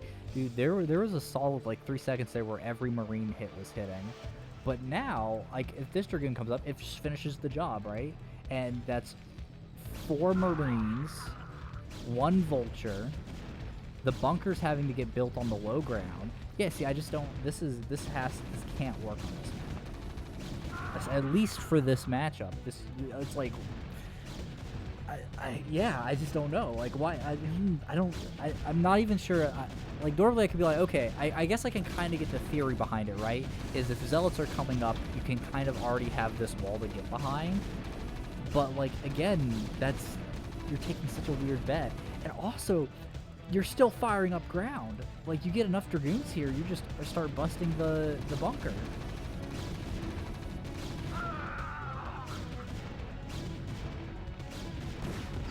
That Vulture didn't hit. Now, Siege Tanks with Siege Mode, luckily Siege Mode does always hit because you at least get the splash damage. But, like, oh my god, that was an insanely long-range boom shot.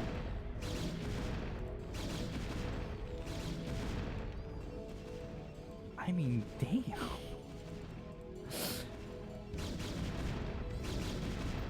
Yeah, I think I just fundamentally disagree with... Oh god, why? Oh my god. God. Bait the siege tank down, come up and start sniping. You can snipe her. You have 3 goons on high ground. They're invincible. Holy shit.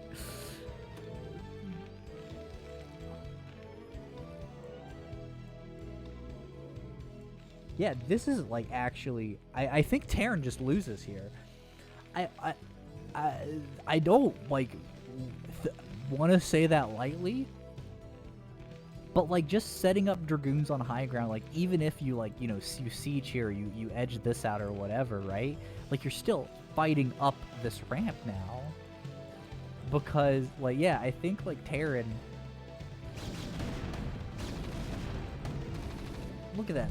No damage on these Dragoons. That was, like, 3 tank volleys in a bunker, and they took no damage. So now Marty just gets their 3rd base, so they're already ahead. They're getting their shuttle, their tech is fine, and they're going to start doing zealot bombs on top of the tanks. And then these 2 tanks are just going to splash damage and kill them. Like, oh, this is crazy. Okay. So see, he is going to poke up here. But he still has to get up the ramp, though, right? Like, at least if this was down ramp, like, you can put tanks up here, and they'll cover the whole thing, but this is like, you just put them here, and then if you try to get the tanks actually up here, the Dragoons could just run in and kill them, and now it takes like 5 years for you to actually bust this. These Dragoons are on hold position, so they're not moving. Okay. So yeah, the tanks are going to try to come up, but this is all within Marty's vision from the observer. And they're going to come up single file. Oh no, Marty actually missed this. He isn't macro, he wasn't paying attention to the Terran movement. Now he's losing a bunch of Dragoons. He's still behind 2 bases, but I mean, I would still rather be Protoss in this situation 9 times out of 10. But I guess, you know, the question is just going to be,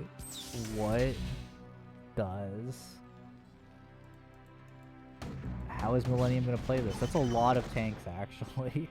That's a lot of tanks. But we saw, like, last game, right?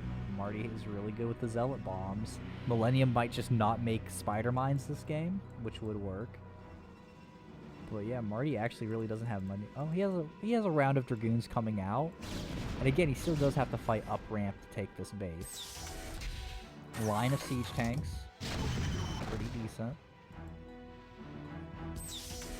And there we go. And so now the attack is going to begin. Zealot speed is only halfway done.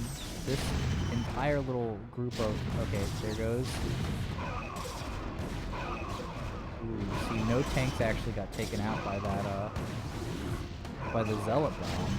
One took out one in the front, so this has been some miss micro from Marty. Holy shit.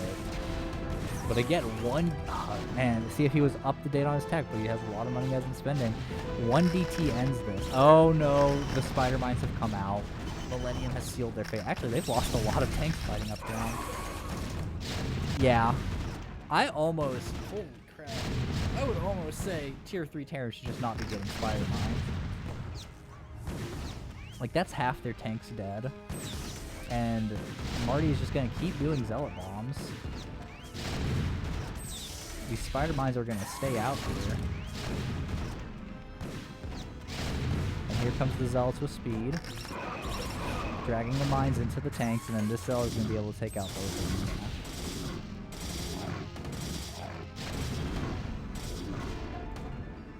Alright, so where are we at? We're still at 3 bases to 1. We didn't take a base behind this. Vultures rallying across the map to deal with the Zealots, but we have a wave of goons coming up behind. They're laying out spider mines, which is good. Helps prevent Marty from just walking across the map. But with the Dragoons out, these spider mines will get cleared up pretty easily. The Vultures just are massing up spider mines. We've pulled some SCVs probably to build missile turrets. The tank is going to set up. The tank is going to rally a bit too close. Oh, geez, that Zealot took out half a minefield. It's like, oh, we're playing Minesweeper. Click, click, click. Let's just click random spots. Minesweeper's like, you found a mine. And the Zealot's like, no, I didn't. Click, click, click, click, click.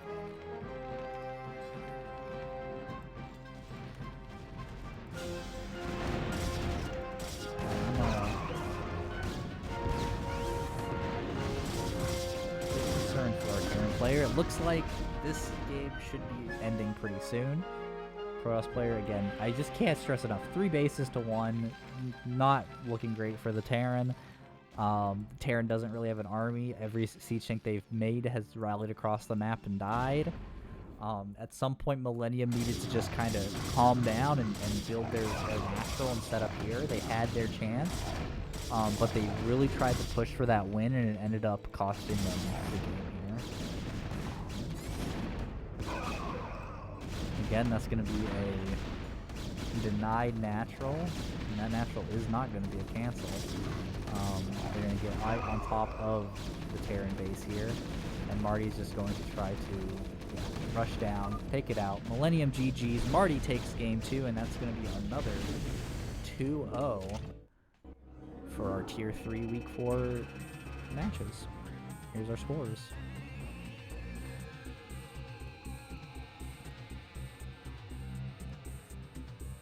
Wow. A lot of 2-0s. I mean, it tends to happen in Tier 3. Tier 3 tends to have the widest, Tier 3 has the widest range of skills of players, so we tend to see a lot more 2-0s in this. It's just kind of how it works. Oh my god.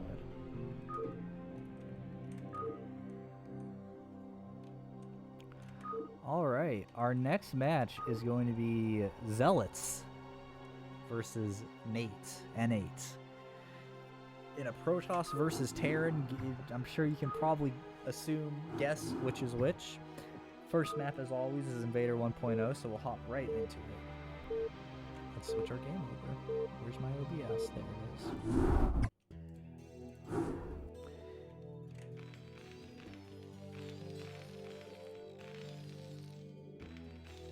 is. In the top left corner, we have Nate G as our gray Terran player. In the bottom right, we have as our yellow player, Zealotman. I wonder what unit he likes to make. They like to make.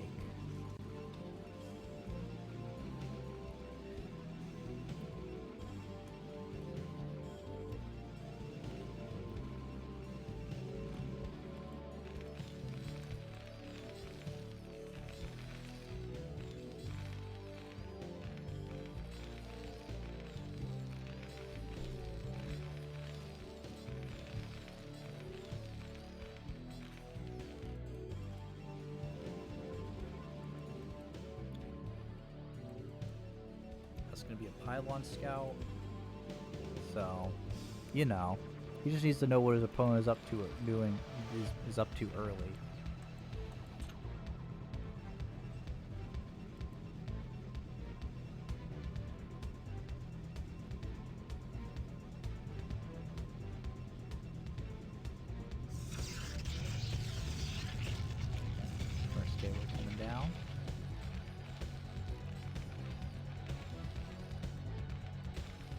our Zealot placement set up for the barracks. And are we going to be seeing? We do see. Oh, we see an assimilator in Nate's base. We love to see it. The gas steal. Honestly, it's just free on 2-player maps. It forces the Terran down a certain range of builds. You get free scout information in their base.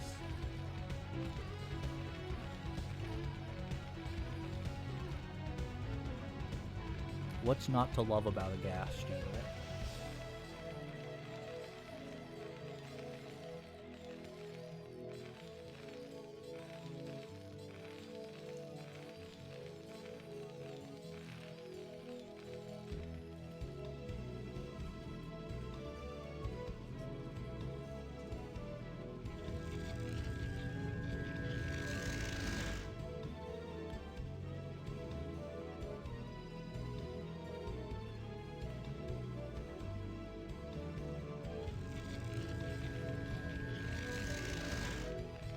The real question is, do we get the double gas steal? Probably not. Doesn't look like it.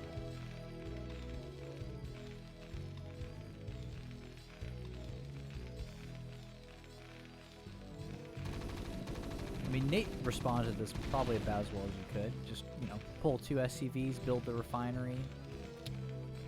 Very simple. Keep the probe out of the base.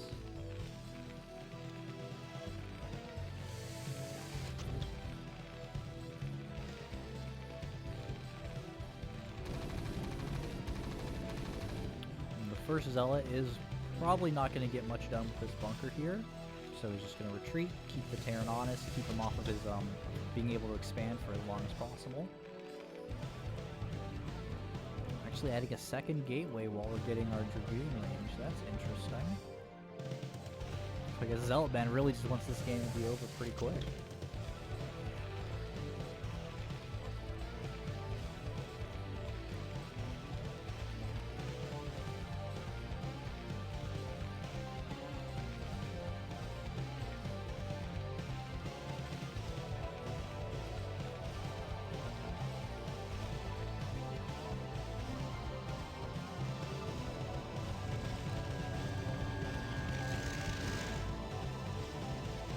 Goes to come out. That should be able to snipe the SCV.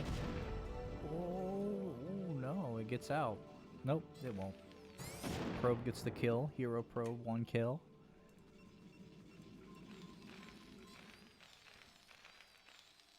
So, just keeping an eye on the Terran base. Terran is adding on a second factory.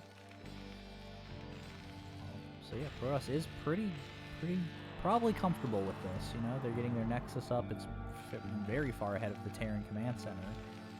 The Terran's factory was delayed.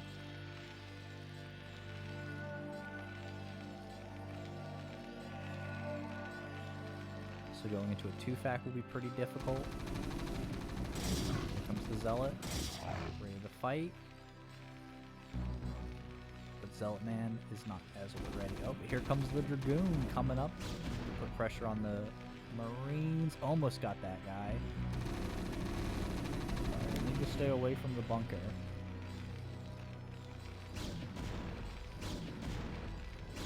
With 2 factories, like as soon as like one of these spawns a siege tank, this probably won't work just because the reinforcement Dragoons are all the way across the map.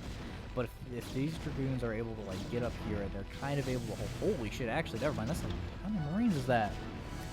It's like 9 Marines. I forgot that we had a clown car in the middle of the map holding like an entire army in there. Yeah. 9 Marines actually should be able to deal with it with a couple of Dragoons, and Dragoons are walking into the Marine fire. Yeah, Zealotman probably isn't going to get any damage done with the early Dragoons. Fighting up a ramp, not the greatest idea, but they are going to try to do it. A lot of wounded Marines, actually. So there's the first tank. The Dragoons need to kind of jump on it, and it looks like they will. They are actually going to get that tank. They just need to dive it. But they are going to get this Vulture, this Marine, and this Vulture. More Dragoons coming in. This should be actually close to GG. If these extra Dragoons can start adding on the firepower, take out this machine shop, snipe the... No!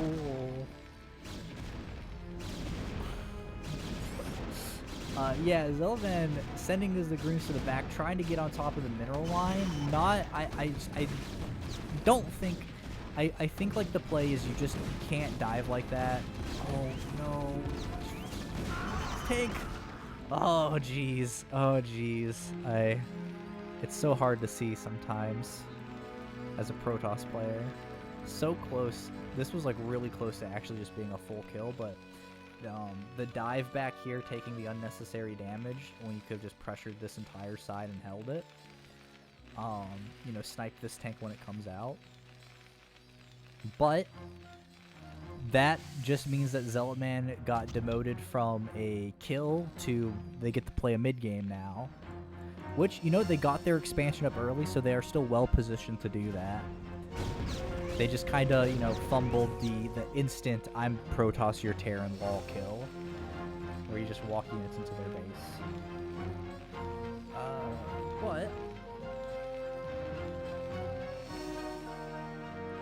Nate still has to navigate down a ramp. They have to navigate an expansion. And Zealotman is going ahead and taking their third. They have a huge bank that they can spend basically whenever they want to. Add on extra gateways, get their tech at any time, so... There we go, and here comes Nate trying to get down the ramp. The Dragoons are going to try to dive. Focus firing down the tanks. And then backing up. They got one tank, which is pretty good. One tank for 2 Dragoons. That's probably even.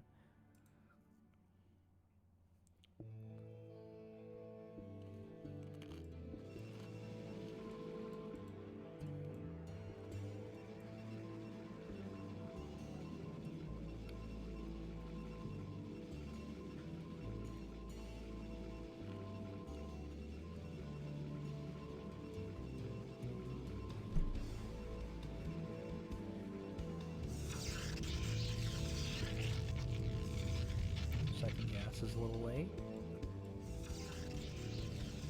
We got on a lot of gateways, a lot of tech coming down, double forges.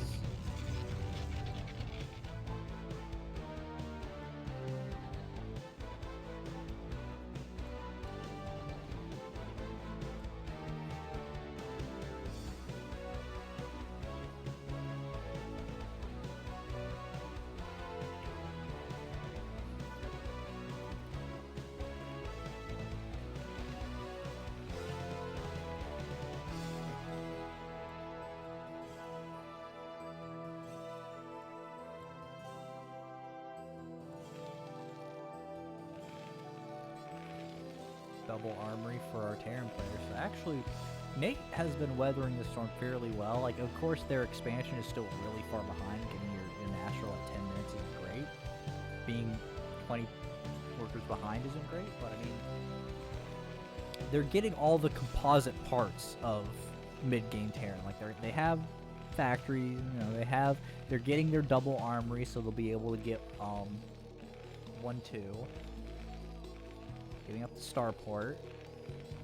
I mean, like, then this, you know, can't really be fought by Zealotman, right? Like, this army is going to run in.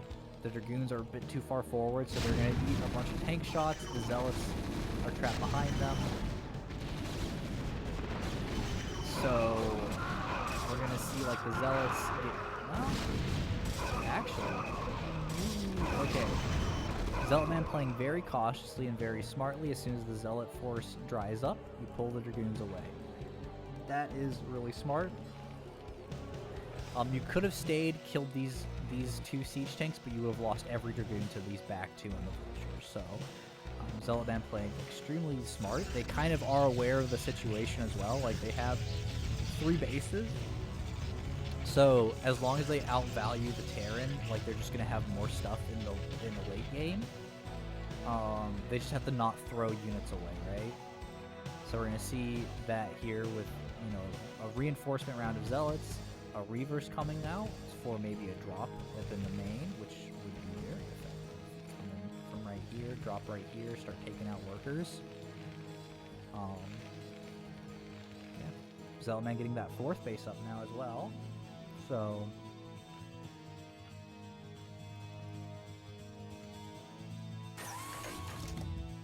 yeah, I love the Zealot moving around the map to check for the 3rd, and then seeing the 3rd is just going to be confirming Zealotman's like mental state of the game, where it's like, hold on, is their natural really that delayed and they only have the 1 base? And it's like, yeah, they really do only have that. Reaver is somewhere out on the map in a shuttle, so we are going to try to see this drop coming up. And then yeah, this army reinforcing here is just really putting a roadblock on Nate getting any type of map presence. They can try to come down here and take this area, but like with the shuttle coming up, it's going to be completely unseen. Well, the missile turret's going to see it, and the question is the shuttle too slow to get the Reaver off? It is not. So Reaver comes in, nukes 3 SCVs die, big attack here on the main. Zealotman not microing his Dragoons back, so he is losing a lot, but why is the Reaver fighting a missile turret, you may wonder, and letting the SCVs live? Another 2 SCVs fall, so it is getting some damage done. Another 2 there. I actually think that got 3. And then it should have 1 more Scarab left in it. It does not. And that Scarab dudded out on the weirdest of stuff. So, Vulture's not the greatest unit to fight a Reaver with, but I think that Reaver is out of Scarab, so it is just a sitting duck. We killed like 8 SCVs with that. That's not terrible. I think that's pretty good for a shuttle and a Reaver. For an opponent who's already so low econ. Yeah, I think they're okay with that. I'd be okay with that. Templar Archives coming down. We should be seeing a Stargate here as well for them to be getting into the Arbiter Tribunal. Or we might just be seeing DTs, and I'm okay with that. Zealot here holding this base off. He's going to fight these vultures.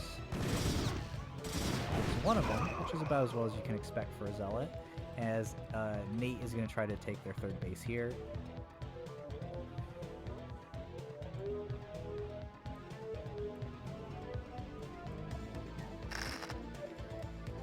Love the mines. Spider mines here to be able to detect when, you know, a harassment force is coming, and then also deflect them. Zealotman has been mainly reinforcing this army up here, but he has a couple of Zealots pocketed around the map.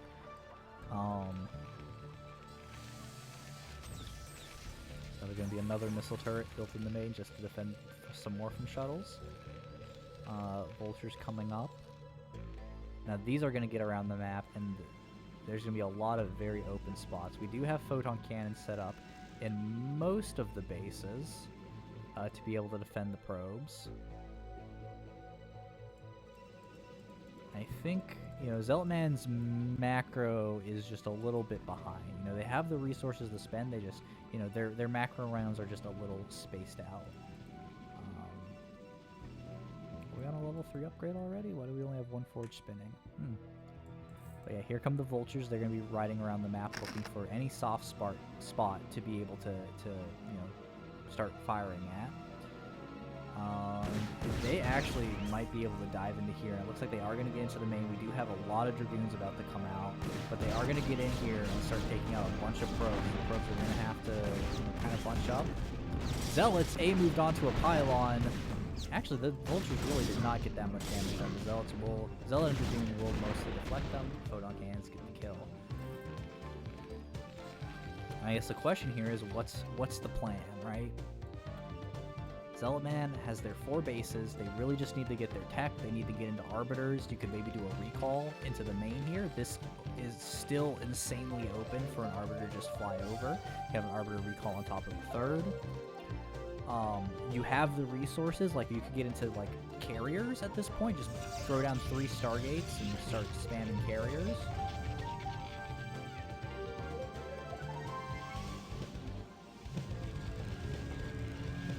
Nate, meanwhile, on the other hand, Nate just needs to get this 3rd base up, right? They've caught up on workers, which is insane. And they're getting to the point of Terran supply where Terran becomes like really hard to kill, right? So Nate, having weathered the storm, is probably looking to be in a better position here. another thing to note is that Nate is holding much less of a bank than their opponent, which says, at least it says to me, that Nate's general back row ability is probably a bit higher than Zealotman's, which means that the longer this game goes on and the more that Nate is able to kind of expand and play their side of the map, the better that Nate is going to be looking in the long run, just because they're going to have more reliable macro weapons. We're going to see a big attack in here, but again, no arbiters, no supporting units. These tanks on +1/+1 are going to be a really big headache for Zealotman to actually fight through. And you see there's actually a ton of Dragoons here and nowhere near enough Zealots. Vultures, I mean, he might have enough Zealots. Like, if you get these Zealots in the front, just do another attack right now, you might be able to just get sacrifice enough Dragoons to get on top of the tanks, but he just doesn't feel comfortable doing that because, again, tanks are really scary. Yeah, we have a huge sort of alternate attack army coming down here, and they're going to be moving across the map, and Nate is going to know that this is coming with all the spider mines they have laid out, just shaving units off of the side. Now, it does look like they are going to come fully around, so they will miss the sort of center core defenses here. But there are already 2 tanks up, so this base isn't really that weak. There's a bunch of bunkers up, so again, base is pretty strongly held. And Zealotman is just kind of running into the pitfall of what going Zealotman kind of does, is your army is really big, but the units are kind of all bad. Like, you don't have, you know, like you say sometimes, it's the sophistication of the army, right?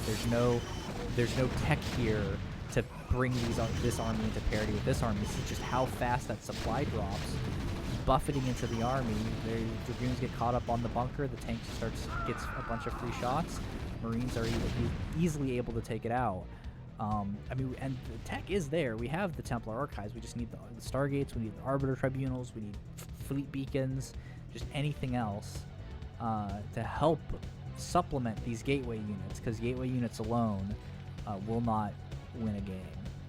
I mean, yeah, like, that was an attack that completely failed. Like, the supplies are basically on parity now. We're finally seeing the Stargate, so again, like, Zealotman has had a base advantage. It looks like they might be going for a 4th here, or a 5th rather, which again, they just need to stay a couple of bases ahead of their opponent. They've been ahead 2-3 bases the whole game, so they need to stay ahead by 2-3 bases. And I mean, they'll have the income to go like 3 Stargate Carrier. They can just start pumping Arbiters out, and again, just doing like death recalls, because again, they have the economy for it. They have the bank for it, especially, that you can just start spamming units and just recalling them like all over the map.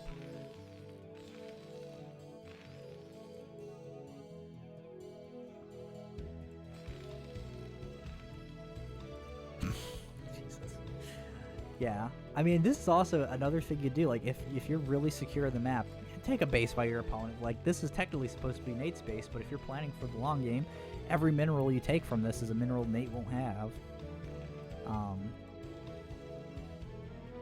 So, you know, that's one way to go. I don't think there's a base there. I think it's there, and then, yeah.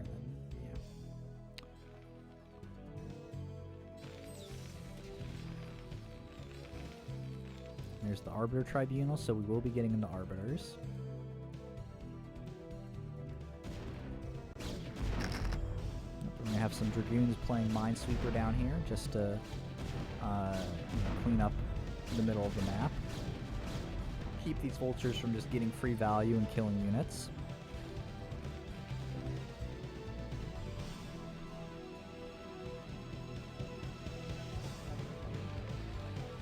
Nate, meanwhile, adding on even more factories. We're up to, this is 1, 2, 3, 4, 5, 6, 7, 8, adding on the 9th factory. Meanwhile, Zealotman has 1, 2, 3, 4, 5, 6, 7, 8, 9, 10, 11 gateways. Yep, and there's the Arbiter, there's Recall. So also, someone in the chat, do you know which upgrade should you get first, Recall or Stasis? There is a right answer every time.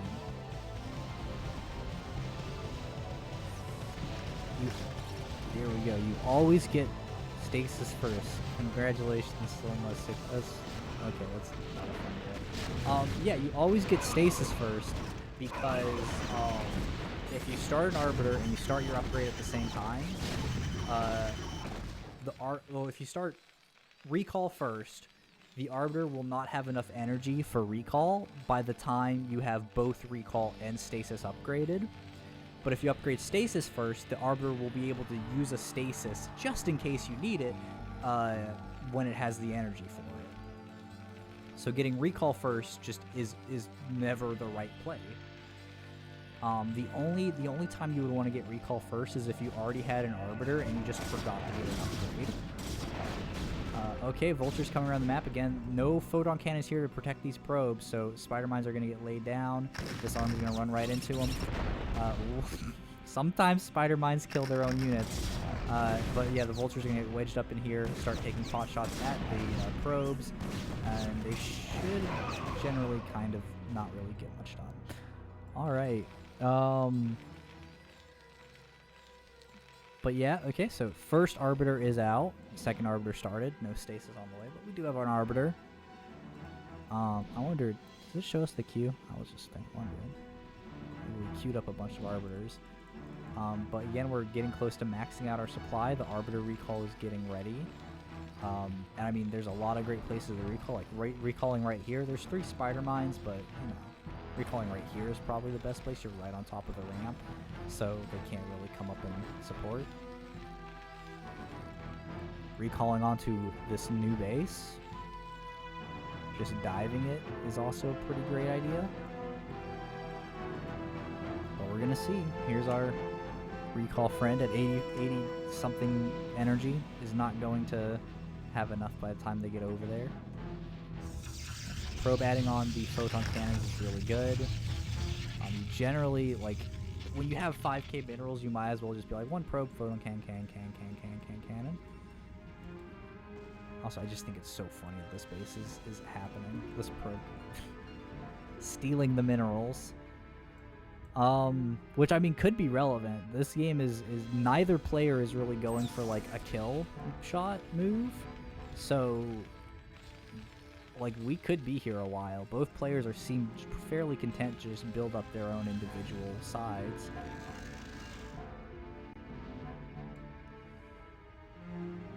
But the real big question is, we're waiting on this Arbiter's energy, right? We're 25 seconds away. And we're going to see where it goes and what it tries to do. There's a couple of good recall spots, nothing amazing.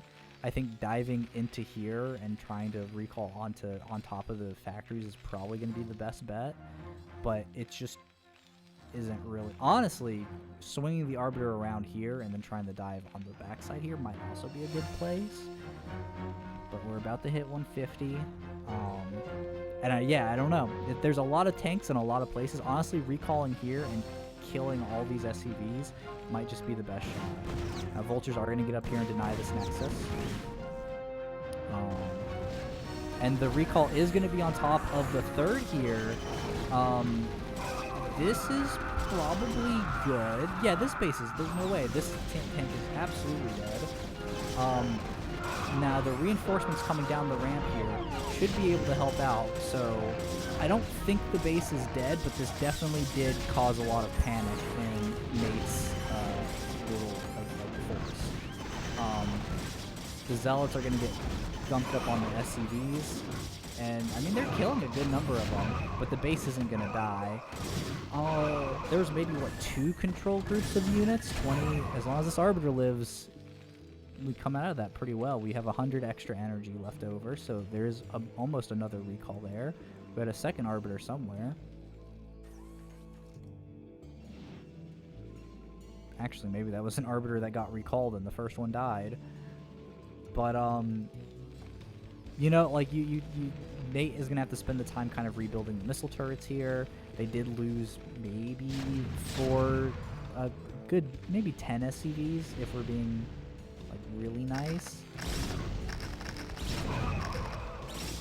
And then here comes an attack up here. It probably won't do much. There's enough bunkers and tanks to hold this. I do actually really like Nate's use of bunkers. It's one of the things where, like, normally in a lot of Terrans just will forgo bio and bunkers entirely in the later game, just because you know, you have vultures and siege tanks. But just having a structure that's blocking units is really good. This help getting down here on this thing's hilarious, but the vultures will be able to stop it from blowing anything up. Both bunkers in the red, maybe probably again repairing this here pretty soon. And we see Zealotman is now, you see, this is where I was saying where like the macro is going to be an issue. Zealotman is not replenishing their army, even though they have the money to it. They're just recommitted to attacking everywhere. But they actually aren't able to spend their money in time, where it seems like Nate has been able to spend their money in time. So to really, yeah. I'm just curious where this game will end up going, you know? We have Arbiters with Recall, which are really good, but, I mean, are these mech 3-3 yet? Yeah, they're a 200-200 3-3 mech army versus a not maxed out Protoss that is mostly Zealot Dragoon. Yeah, I mean, it just doesn't seem to be good in the Protoss's favor, right? Like, there's not enough gateways to replenish the army fast enough. Something that I've been trying to be more mindful of in my gameplay is identifying like where in my base I just have giant empty spots and where I can throw gateways down. Like right here, this can fit like another 4 or 5 gateways probably pretty easily. Yeah, we're mixing in Goliaths. I'm really curious what the tech path for Nate is going to end up being. I know they have a science. Okay, there's the science. So they're getting ship upgrades for some reason. And if they end up going like battle cruisers, that would be very funny. But yeah, no, Zealotman is going to try to like prevent. And it looks like they will be able to stop Nate from getting this base down here. 3-3 vultures just will tear through anything, even dragoons, honestly. But Zealot's getting on top of the SCVs, taking them out. Stopping the command center from finishing. Zealots getting on top of the vultures. Not where you want to see the Zealots if you're a Terran, but they will be able to cancel this base. And again, I think Zealotman's kind of win condition here is just trying to drain out the Terran. They only have one mining base at this point. They're going to take this one fairly easily, so they'll go back up to 2. And if they're able to get this one, they'll be on 3 again. Zealotman needs to refocus. Like, they're going to drain this place of minerals. They need to focus down to, like, getting here and here. Like, Zealotman needs to get rid of the resources at this base as well. Once Nate kind of gets these resources to supplement them, they're going to be in the game for a lot longer. And Zealotman just needs to... Ooh, actually, a really great attack on here. They distracted the vultures that were at the one base, so now they will be taking out this bunker. But again, like, there's nothing being made by Zealotman. They have nearly 10k minerals in the bank. They're not building anything. Like, this is where they're having their issue. And, you know, they can kind of get in and cause a panic in the base, but they aren't killing it.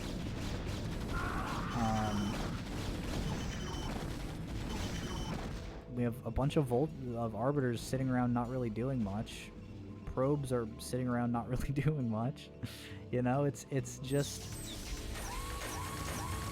Yeah, like, Zealotman's win condition is to drain the Terran of all their resources so that the Terran can't reinforce their armies, which is probably the right thing to do at this point. You just have to try to outvalue them and use the fact that you've drained more bases. Like, if you're getting both corners of the map, you're in a really good position. Not to mention the resources that are gone. Like, that has 800 minerals left. Yeah, not to mention you've already stolen some resources from this area here. So if Zealotman is able to at least start taking okay trades, then it's fine. I don't know why there isn't a recall happening right here. This would be huge. Like recalling something. All these disparate units.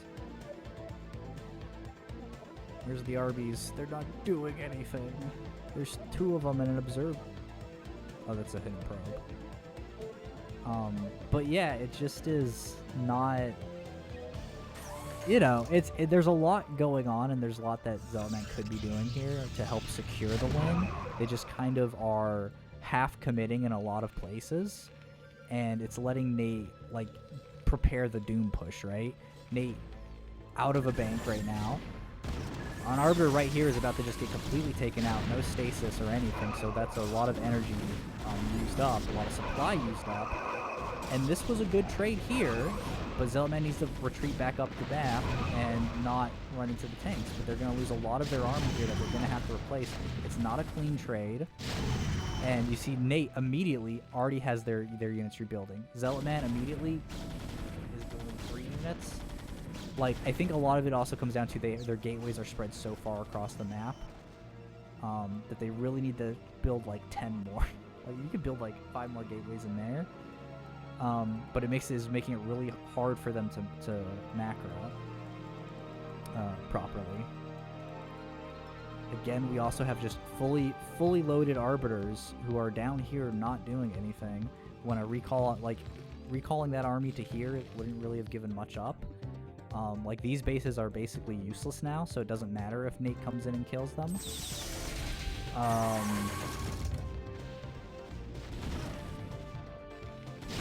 Yeah, see, like, Zealotman attacking up the ramp is just not going to work. He needs an Arbiter to come back here and recall into there, which he finally does pick an Arbiter. We do have a nice core of units, like recalling, like, maybe moving these guys up here and recalling this little chunk here would be really good. But he has to not fly the Arbiter by the Goliaths. He needs to come around the back and avoid that path. Which, again, like, can be very hard to do. This base is gone, doesn't matter. Zealotman doesn't need to fight for it, he needs to let it alone. But he's going to fly the Arbiter right into the Goliaths. He needs to issue that recall right now. Yeah. So, it's you know, we're 33 minutes into a game. It's really easy to make these mistakes, and if he sends this Arbiter right over there again, the same thing's going to happen. You have to keep in mind what your actual paths are into a base. And for these Arbiters, it has to be coming around the back here. Like, it's a flying unit. Abuse the fact that it's flying. You've alerted your opponent to the fact that you want to attack this base now. So where else is this Arbiter going to go, right? Zealotman, or Nate, is going to attack across the map. Probably try to retake this bottom here again. He's going to be able to do it. He has the tanks. He has the Goliaths. Not a lot here. Recall into the third. What exactly does this do again right though, right? You're splitting your army up to get taken out by free siege tanks. You're killing a base that doesn't really do much for the Terran at this point. Which is fine. It's okay. You're killing a command center, I guess. But what you like, you know, like we're at 34 minutes into a game, right? This would have been really great 20 minutes into the game. The army streaming across here shouldn't be enough to save the Nexus, but should be enough to punish this Terran army. I honestly, actually, these Zealots are doing some work.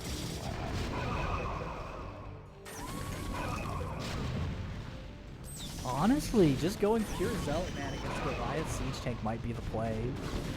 Because these guys are shrugging off tank hits like as if they were nothing. They're fully maxed out. Do they have shields upgrades? They don't have shields upgrades. They're shrugging off tank hits like they're nothing.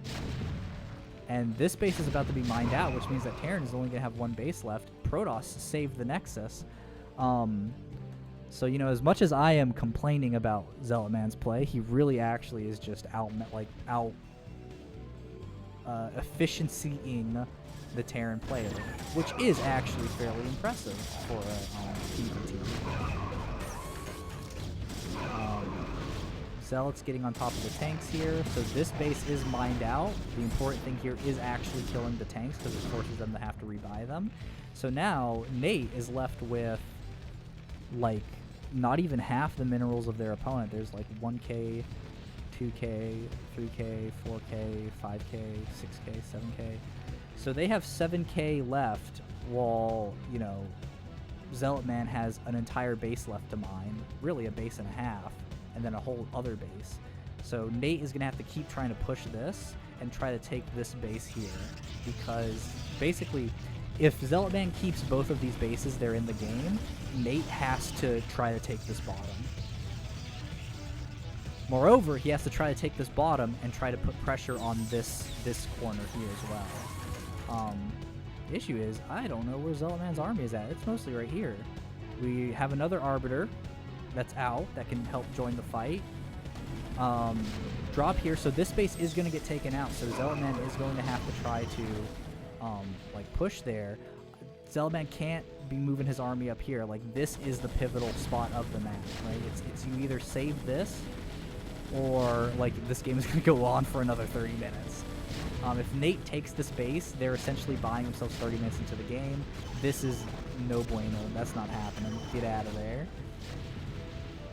Huge army here causing a massive traffic blockade. We have Arbiters. Arbiters could come over here and recall onto this, which again would work. It'd be great. But yeah, Nate has just bought themselves back into the game. This was like keeping them alive. This is going to keep them competitive. For them to actually get close to winning the game, they're probably going to have to try to take out this space, which isn't too hard. You could just put some siege tanks here, scanner sweep, kill this entire Protoss line.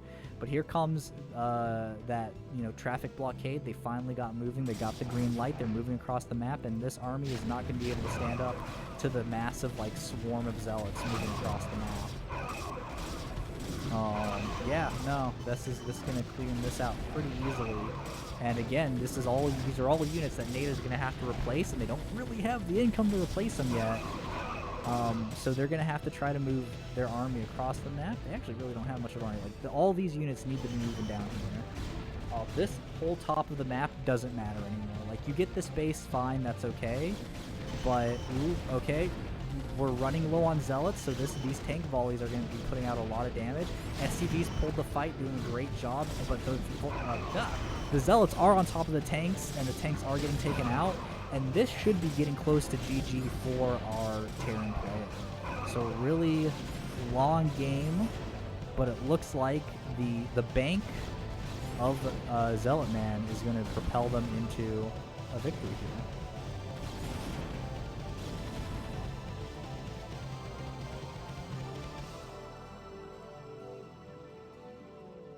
Again, like, the important thing is you just have to hold this.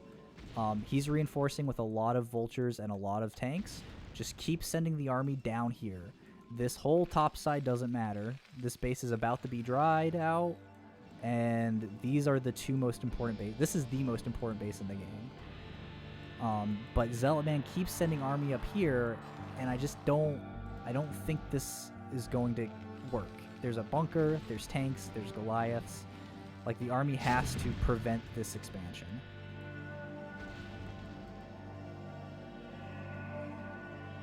Oh, I missed where the Arbiters went.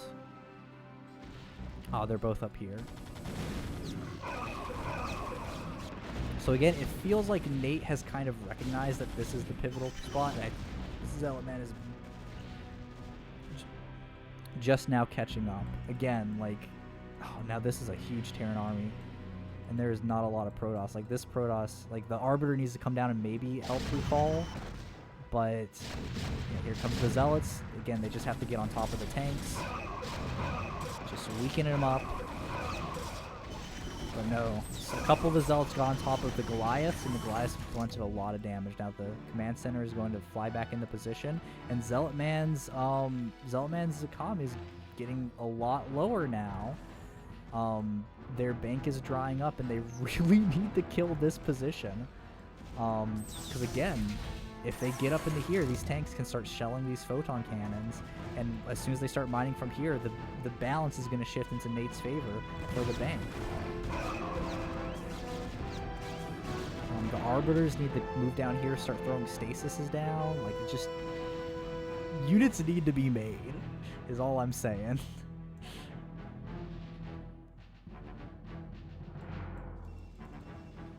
You can come up and backstab with Zealots behind and skip a lot of the those here. Okay, recall into the third again. It just isn't the spot for it, and I think Zealotman has become so hyper fixated on this base that he's really missing the larger picture, which is that Nate is going to probably, like, Nate might just actually flat out win if they're able to hold this. Yep. Now this base is gonna get taken, and like I mean, there's Protoss across the map. There's some Arbiters, but they need to move and start defending this. Ooh, if they intercept this SCV line, that could be really big. But yeah, there's Arbiters all over the place.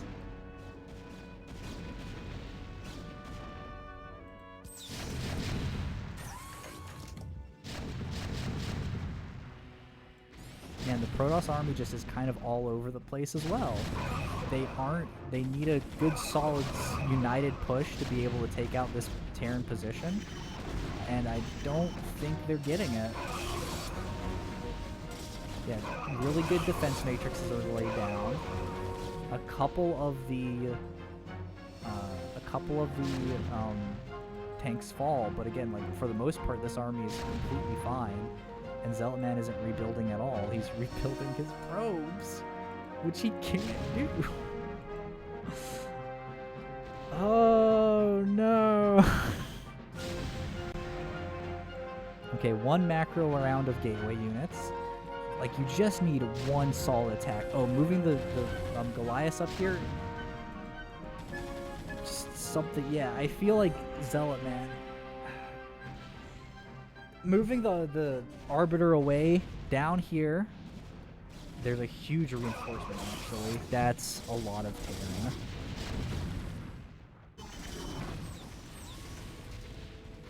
He's a maybe clump these guys up and do a recall, like, right here. Oh my gosh. Okay, here comes another...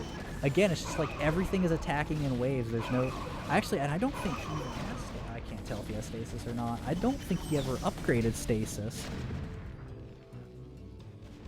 And yeah, this is actually game. This should be a win for Nate.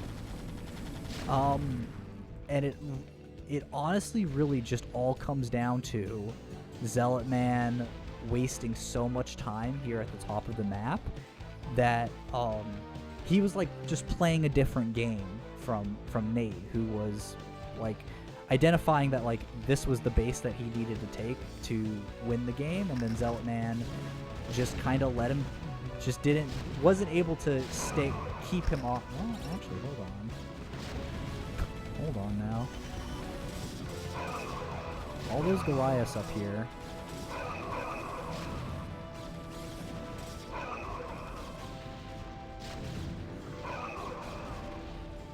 No, that was the last of Zealotman's minerals, and the rest of the army's back here. There's just units all over the place. If they all united, they could kill these tanks, and that's like that is so important right now. Okay, Arbiter coming in. He needs to get a stasis on the tanks. But if he doesn't have stasis, like he needs to... No, you could have... Oh, jeez. That's a hard game to watch. That's a hard game to watch. Yeah, no. I mean, that just also shows, like, how many cases where, like, if the Arbiters cast a couple of stasises and took out some of the Terran supply, that game was completely winnable. But dang. Yeah, that was a really good game. It was a really good back and forth. Both players played really well, and I think Nate just ended up making, like, it was this, the decision was like, how much are we going to fight over the bottom here? And I think Zealotman, the answer was supposed to be, we need to put all of our forces to fighting for this bottom area. And Nate made that choice, and then Zealotman just kept trying to attack this base up here when it's too guarded and it's not that important. So GG's to both of our players. That was a really impressive game. Good night.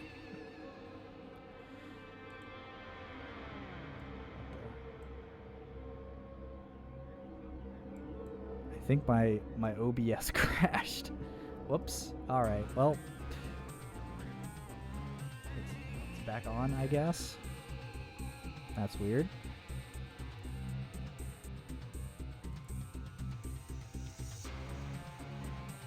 Yeah, that is going to be 1-0 in Nate's favor. Let's get our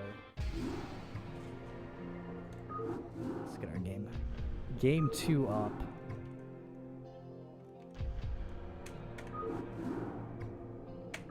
Tempest 1.1. Hop right into it because that was 40 minutes. That was a long game.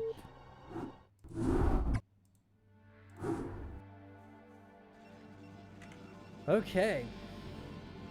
In the top right corner, as our yellow Protoss player, we have Zealotman. In the top left, as our green Terran, we have Mate G. Arquez, I missed it. Well, good news is, I'm pretty sure VODs are enabled on this channel, so you can just go back and watch it. And also, it should get uploaded to the official CPL YouTube channel that you could go to and watch all of the past CPL VODs.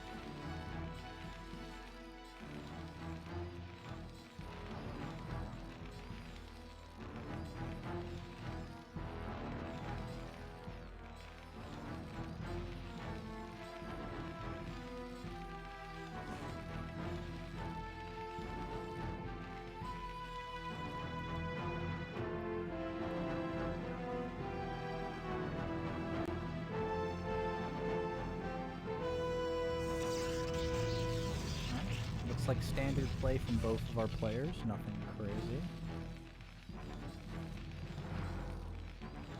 No 2 gates. No, like, 9 racks.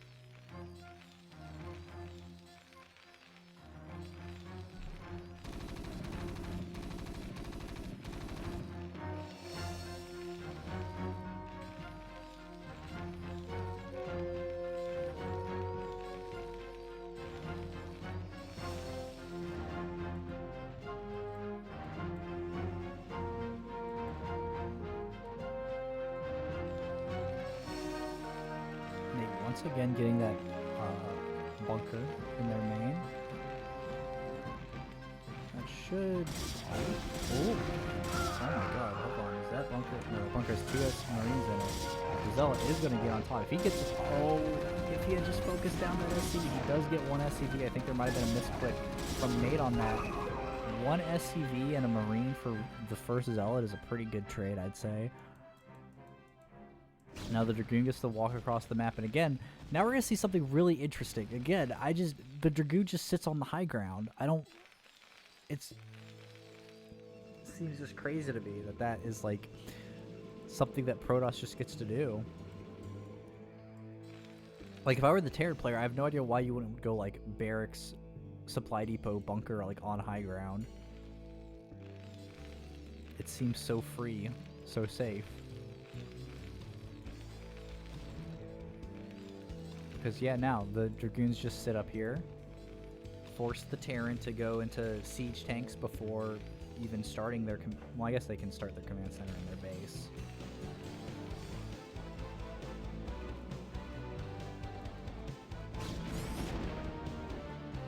There's the Nexus.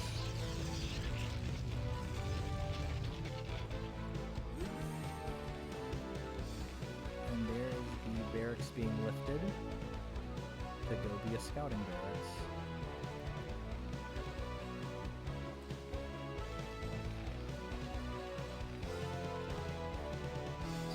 There's Dragoons sitting up Nate's ramp. 4 Marines and a siege tank might be able to break this, but if the Dragoons just again block the top of the ramp here, yeah, the tank kind of freaks out. Ooh, that 3rd Dragoon getting caught on the barracks is really important. But again, all the Marines are dead, and now the tank's gonna die.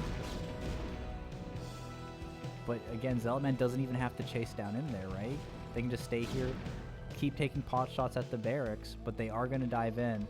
And now there's no Marines in a bunker to save the SCVs. So 1 SCV falls. We have 2 tanks out, which should be able to fight 2 Dragoons. But we'll have to see what happens here. The Dragoons are... Ooh, the Dragoons pause up. Oh, no!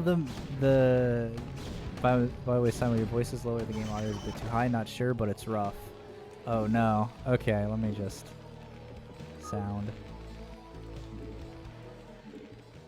How's that sound? Or if this sounds alright, let me know. If it doesn't sound alright, let me know. Yeah, no. So, Nate is going to be able to come up and get their natural. Yeah, it's really unfortunate. You know, you really have to baby your Dragoons, because sometimes they'll get attacked and freak out and don't do anything, like a deer in headlights.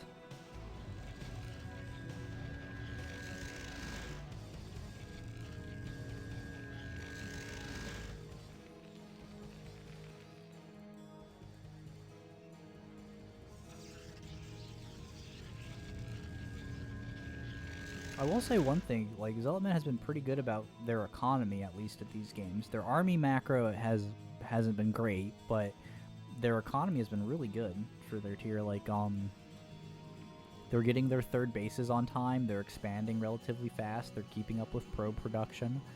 So, you know, props on that. But, huh.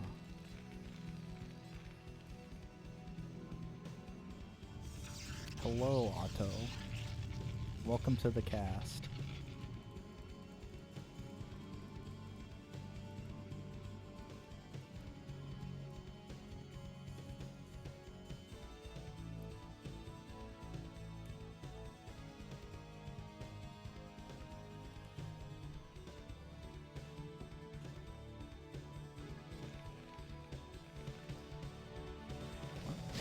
Zealot sent in the scout, see what's up, sees that, you know, that probably isn't breaking anytime soon. So I guess the question is going to be, what layer of tech are we going? You know, we haven't really gotten any Robo, we haven't gotten a Citadel or Stargate or anything here, so... Zealotman living up to their name, just going full gateways, but... like we saw in Game 1, that wasn't really a recipe for winning games. For making a good army.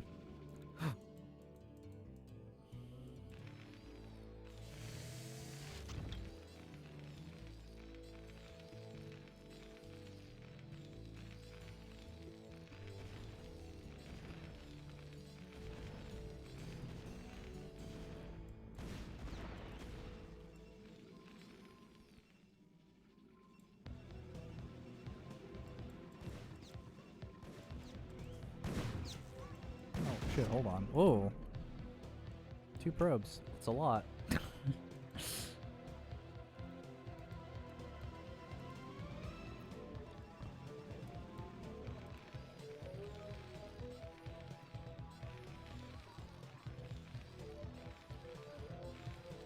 Alright.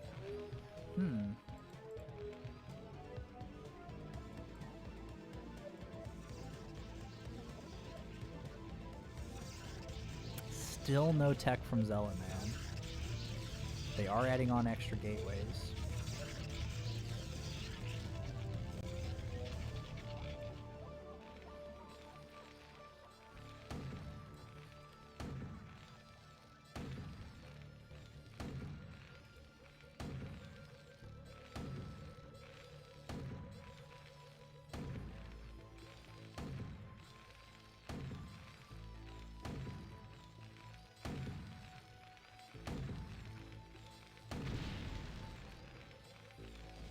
Huh.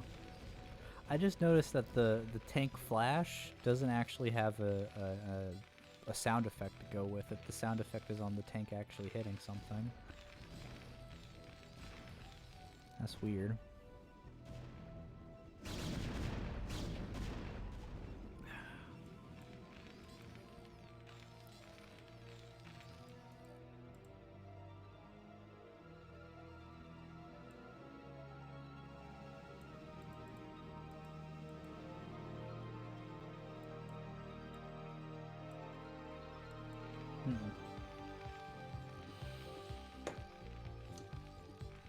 Alright, the Robo is finishing up here for Zealotman, which is, and they're starting their Citadel, so we are finally getting those tech choices, so we should be seeing the Observatory here.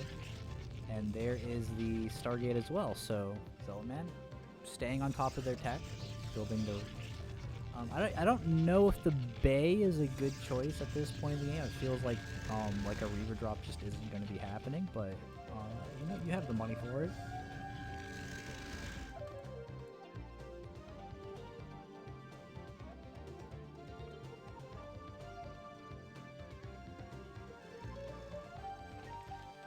A lot of bases on this map to take.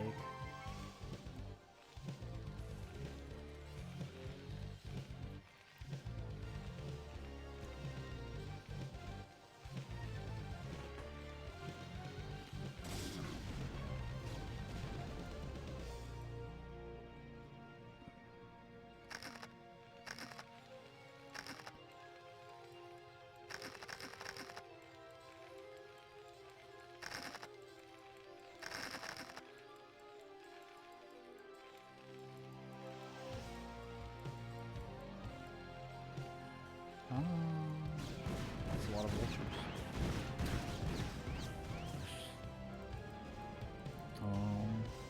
Yeah, Zealotman definitely might want to add on a couple of photon cannons around their bases just to... Oh, but these vultures will get caught.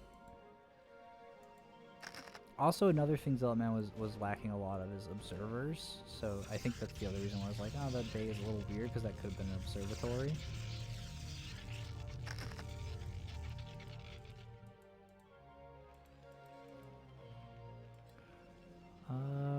Yeah. Otherwise, yeah, I mean, we're kind of in a similar situation as Game 1, where just both players are chilling, so...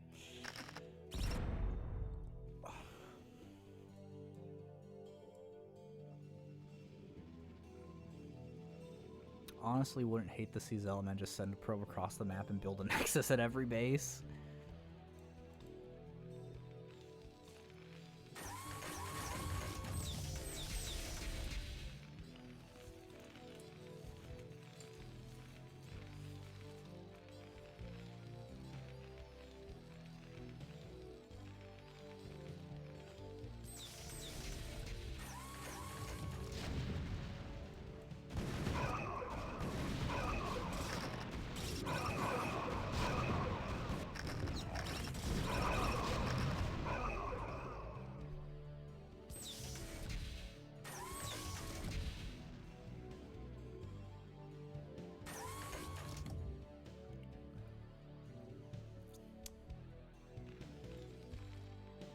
Okay, Nate taking their third.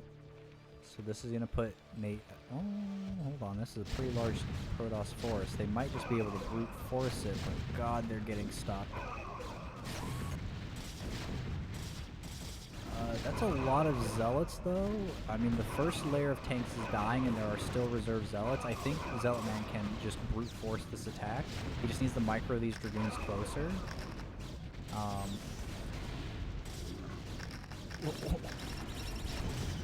So this third gets denied. Oh my gosh. The fact that they got that Spider-Mine.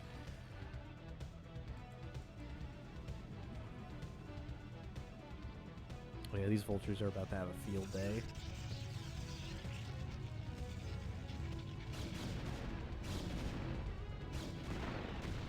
Lay a Spider-Mine like right here, try to bait the Dragoons walk into the probe line. Wow.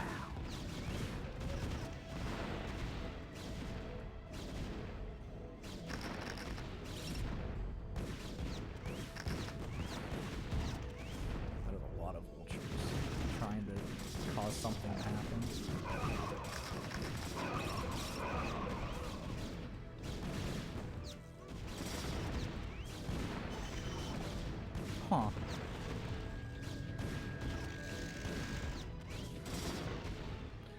Alright, well that wasn't very good. Ooh. Oh, holy shit. Hold on, that's kind of awesome. New fear unlocked, I guess. I didn't know you could do this on this map. This is straight up some, like, BattleNet map shit. Like, this is some shit where, like, you know, the developers of the off, like, you can even drop units onto this high ground pillar to siege the opponent's base. And it's like, oh my god. This almost never actually happens. This is almost never in, like, on real, like, or this almost is never on, like, maps that people actually play these types of weird, like, pillars for this. So it's just funny to see. I like it. I like seeing this. Also the fact that Zealotman literally has no way to counter this. Like, their best bet is actually just building a scout. They don't have any shuttles. They just lose this base. Holy shit. That's, like, really bad, right? Like, this is actually borderline terrible. Why would you ever try to take this engagement? The turret is already sieged up.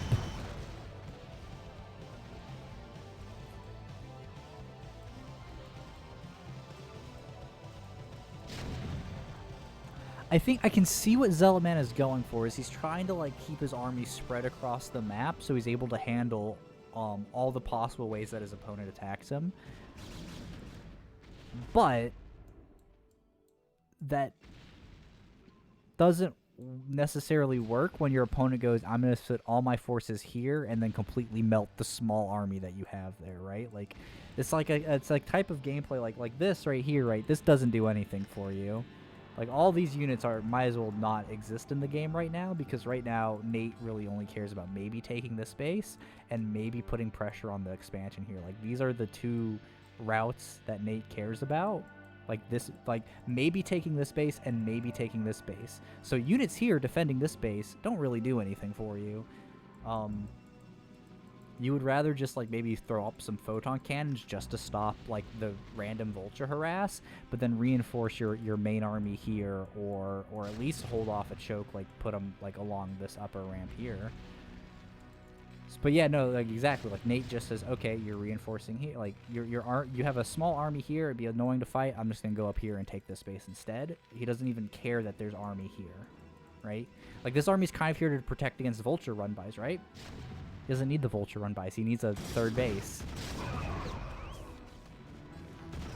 So Zealotman is gonna try to come up here while Nate is reinforcing, which is working out pretty well. He does get one siege tank. The siege tank isn't sieged up, so this army will get taken out, kind of taken out by dragoons. It will siege up and eventually fight them back. But the dragoons are going to micro up here, and then just start putting pressure up in here. Again, the tanks are just going to follow them. The dragoons will die, and mostly this will just be annoying for the Terran.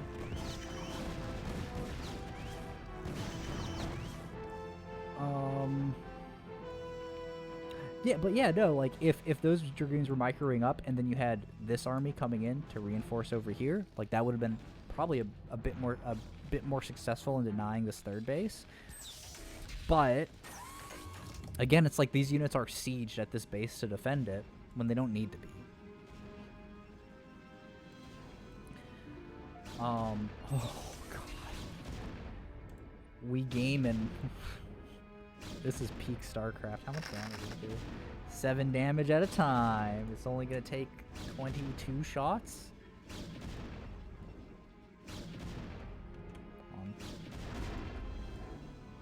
It's going to be the first 2-kill Arbiter in a Starcraft game. Yeah, no, this is just silly that this base died. But, I mean, again, Zealotman just expanding across the map just seems to be the right thing to do. Oh, we're actually... What are in our drop ships? An SCV and a Vulture. I don't think an SCV and a Vulture are going to do what you want them to do right here. If this were Goliath and a Vulture, an SCV and a Goliath, now that would be... If he repairs this siege tank. Yeah. God. Blizzard. again, just Blizzard map is just like, you can reinforce this position here to act as a staging outpost for your attack. Oh shit, actually, hold on, Zealots.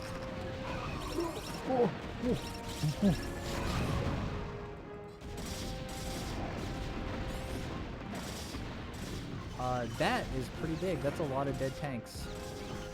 If this... Yep.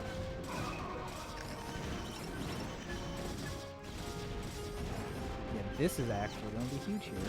This will shut off a lot of Nate's income. Almost all of it, actually. Nate almost doesn't have an army anymore. Where's Nate's army at? I was making so... Well, see, hey, look what moved. I was making so much of a fuss about Zealotman's army that I actually completely lost track of where Nate's army is at. I think it's dead.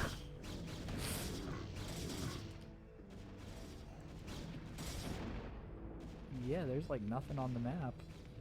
And he's about to run out of minerals at that second base. So this is looking a lot better for Zealotman this game. Similar strategy as game one, except this one they were able to deny that third base, and yeah, Nate just got spread too thin. To be fair, this is a very hard third base to take. I think this map is just really hard for Terran in general. But yeah, I mean, you know, you take your moment, right? And Zealotman found like that exact time where, you know, this base was just weak enough to fall to a dual prong attack. We're now up to 2 arbiters, so, you know, there's like no... Jeez, this is such a weird map. Oh gosh. Yeah, like, you just send some arbiters over here, recall into this base. I'm just like, this is a really weird map. Yeah, but you can recall right here, and that ends the game. I don't even know if recall is available, is something that we have.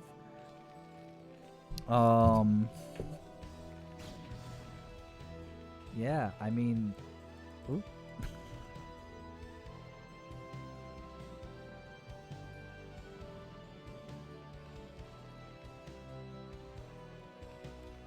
Yeah, set of sea chinks coming up to just again try to inch up here.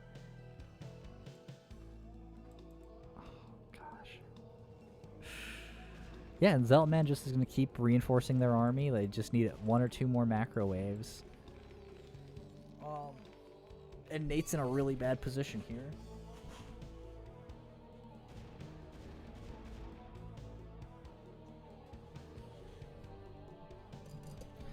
Nate has finally mined out their expansion, so this 1k minerals is all that our Terran player has to deal with. They might just need to lift this command center up and land it up here, and really hard commit to holding this base. Now we do have a couple of arbiters and no Goliaths. So I guess that's going to be the big question, is like, what are these arbiters actually doing? Are they just providing cloak? I think that is all they're doing. But again, I think Nate just doesn't have the resources to contend with this, right? Like, they're trying to be very careful with their army, because essentially at this point every unit that dies is a unit that isn't getting replaced. Whereas Zealotman can afford to just, at this point they can't afford to just A-move gateway units at their opponent.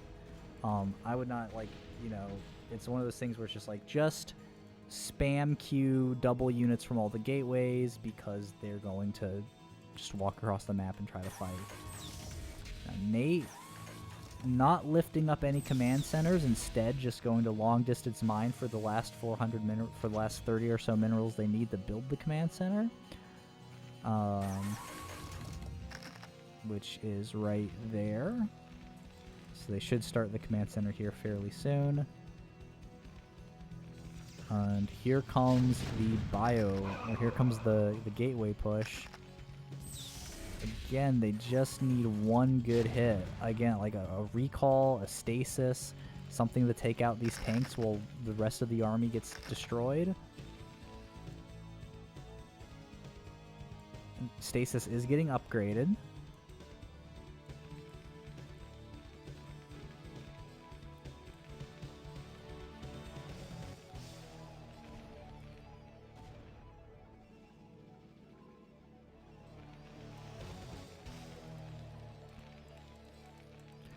I think something we've seen both games is that Zealotman has just played extremely greedy in the mid game and has really abused the fact that Nate has played a very passive Terran. I feel like if Nate played a more aggressive style, then, or like, I'm not sure actually. Zealotman has been just floating so many resources because they've taken so many expansions. I feel like Nate just, oh, and there's the recall. That should be game actually. Ooh, actually.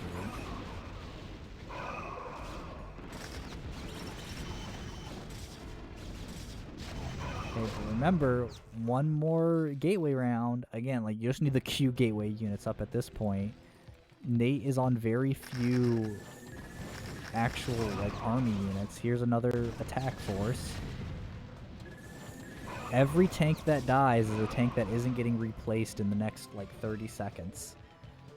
So Zealotman, like, is honestly, like, back to the wall. Like, this should be... They just need to find a way to close the game out. They have 9k minerals. Like I said, like, at this point, if you're floating that many minerals, queuing up 4 units in each gateway, it's obviously not recommended. Like, you shouldn't be playing to do that, but... Just building the Nexus here. Dude, the Manor Nexus. Well, yeah, no, the CC's up, so all Nate has to do is keep this base alive and remax, get back their army to about 120 supply. They're all, holy shit, they're on 3-3 upgrades. Are these slowed vultures? Oh my god, they are. But yeah, Nate's on 3-3 upgrades. So all they have to do is get back to that 120-ish supply range so that they have their solid, like, mech core. So that you know, it becomes really hard for Protoss to take engagements, because as we've seen, like in game 1, Zealotman, like, their weakness seems to be this late game engagement area, right? Like, they're really good at getting that macro, but the engagement and the sort of, like, sense of angles of attack paths and stuff isn't as developed. Whereas with Nate is playing very defensively, is playing very, like, solidly, but they just aren't, you know, countering sort of the greed of Zealotman. So, like, you know, we get into these situations where Zealotman has 10k resources in the bank, but if this game goes on for another 20 minutes like it did in game 1, is there going to be a... Oop, there goes a recall right at the front. Bust that open, that first layer of tanks. Stasis on the second one, so really good 1-2 punch there. And this should be a killer blow here, as the rest of the army moves in to reinforce this attack. These Zealots should be able to at least dive in, get on top of the vultures, start taking them out, and then they'll dive in on the tanks and start taking those out as well. Yeah, so this should be GG, and I think Zealotman did it, yeah. Arbiter, good unit. Recall, powerful spell. GGs are called, and Nate leaves the game. Alright, let's check out these score screens. Wow, pretty cool. And this is our first game to go to match point. I don't even know what the third map is. So yeah, let's just hop right into it. I'll get it set up here. 1-1. If Zealots takes it, it's going to easily secure... Well, it's actually going to secure the win of the week for Thank You Very Much. But if Nate takes it, then they're going to go 2-2 on matches. And it's going to all come down to Zel Uneec versus Dag. Our third map is Neo Dark Origin, and we're going to hop right into it. Get the game started. On the top, we're going to have Nate as our green Terran, and the bottom right, we're going to have Zealotman as our yellow Protoss. Again, Zealotman, if they win this game, they win it for the week for their team. If Nate wins it, then they're setting up our 5th match to be like 2-2 match point. Yeah, pretty crazy. Anyways, in anticipation of this being another 20+ minute game, I'm gonna go see if we have any coffees, if we have coffee left. So, un momento.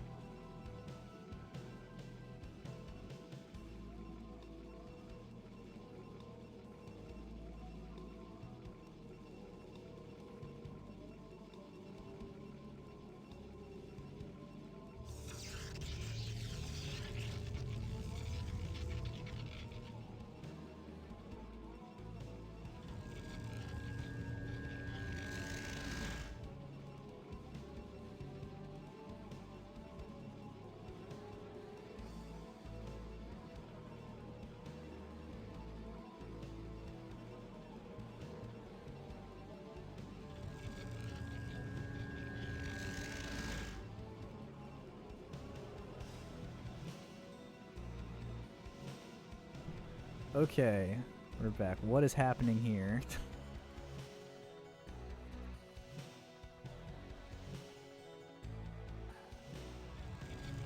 I'll wait for 1 second and go get coffee. Oh, it's a 2-player map, so the gas steal always happens. And what is this? The secret gate tech? It is the secret gate tech. Let's go. Oh, because there's the second ramp. Oh my god, that's fucking genius. The assimilator was denied.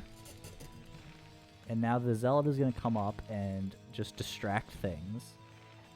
And then when this gateway comes up, we're going to have zealots, we're going to have dragoons pumping from over here and over here. You know, the zealot's main goal needs to be to kill the SCV making the refinery.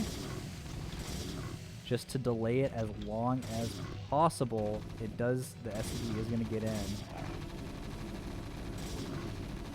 Oh my gosh, that SCV was dancing.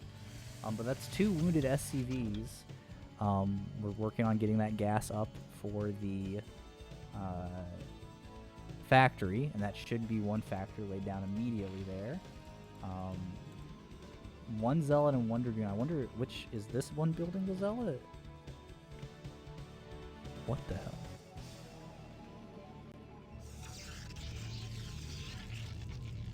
There we go. So zealots are coming out of this one. Building the engineering bay in the opponent's base, the usual. This dragoon could come down here and start sniping that. But, yeah, this is going to be interesting. I wonder how he's going to play this. Now, obviously the dragoon could... So it looks like the dragoon is just going to try to fake out that he is going to gate from main. But... Oh, the SCV is... Dude, this SCV is living. We're building up some type of army up in here. So we should be having like 3 dragoons getting pumped from each. No, is this still making zealots? No. Interesting.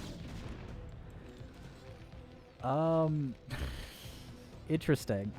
This is such a strange delayed attack that I'm not even sure what the plan is. So I guess the zealots will come out, but if there's a vulture here, then the zealots are kind of deflected by the vulture. And the bunker's up here, so the dragoons will kind of have to awkwardly walk around it.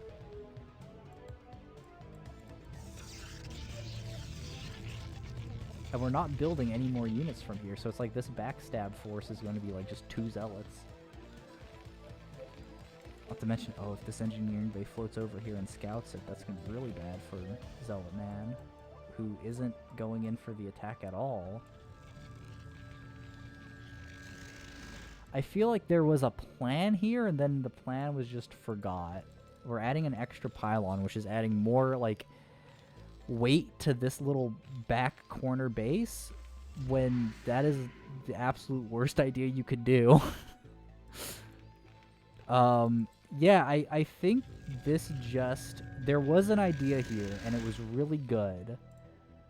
And it just kind of isn't working out. I don't think the fundamentals of what this plan is doing what Zealotman wanted it to do, which is that they attack from the front here, and they have a surprise, like, all-in force coming in from the back.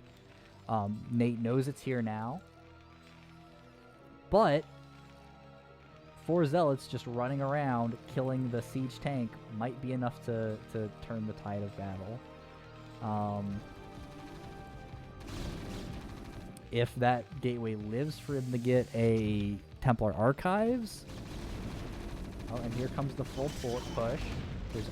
Oh, this bunker has 1 Marine in that bunker. And here come the Zealots coming around. They're attacking into the main, actually. The tank did get picked off, and I think Zealotman needs to commit to coming up here and fighting that tank. Zealots getting on top of the SCVs in the mineral line here. Dragoons are focus firing down the bunker, which really isn't the spot they want to be doing that. And the tank is getting a bunch of free pot shots. We don't have siege mode yet, apparently, and this Dragoon is going to fall. But the Zealots in the back, back gateway, they are actually doing the thing. The tank does fall. The Dragoons do fight, and it looks like this should be wrapping up here for Zealotman. They should just get it. SCVs are pretty good at fighting units sometimes, but Zealots not so much. Dragoons they are. Zealots getting on top of the tank here again. Tanks do almost no damage to Zealots. So this Zealot right here completely turned off this base's mineral production. More reinforcements coming. 2 more Zealots and a Dragoon. This tank is going to have to deal with a Zealot chasing it around the map, getting a bunch of free shots. Ooh, honestly, pretty cool body blocking there by that SCV, even though it's probably just set to repair the tank. But the Zealot will take it out because Zealots are really fucking good. So Zealotman earning their name, and I mean, this is a scene out of every Terran player's nightmares. GG, well played from the Zealotman.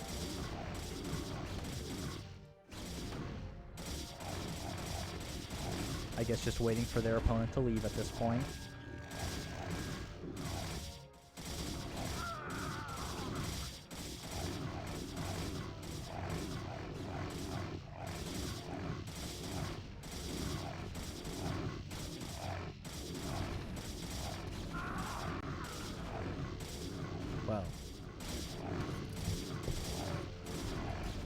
Well, 5 tier 0 is not dobrite.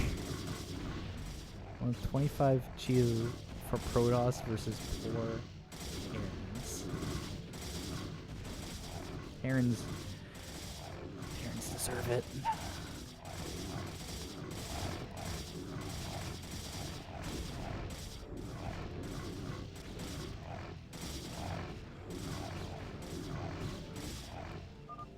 And there's the leave the game. Zealotman wins and leaves as well.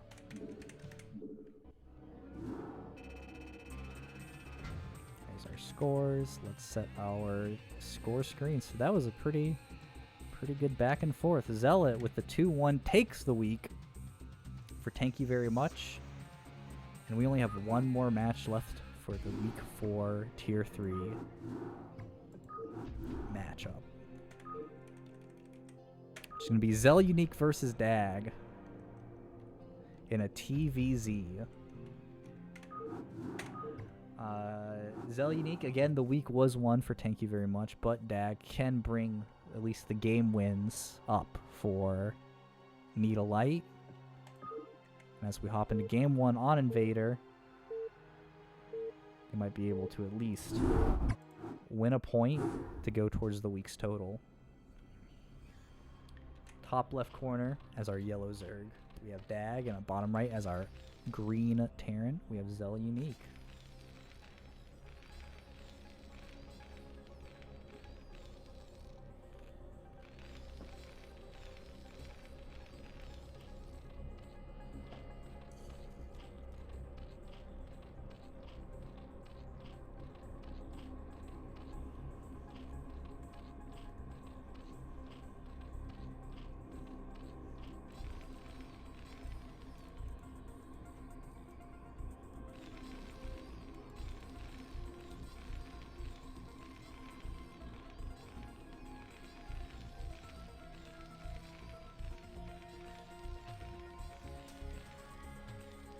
Yeah, anyways, well, they be going.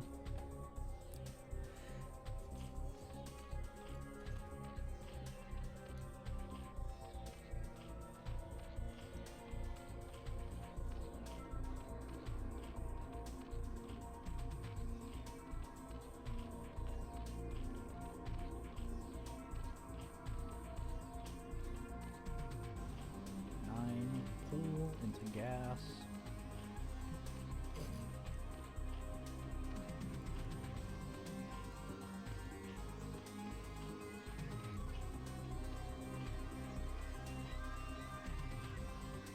Overlord into a drone. Zel Uneec having the setting up the wall on the ramp.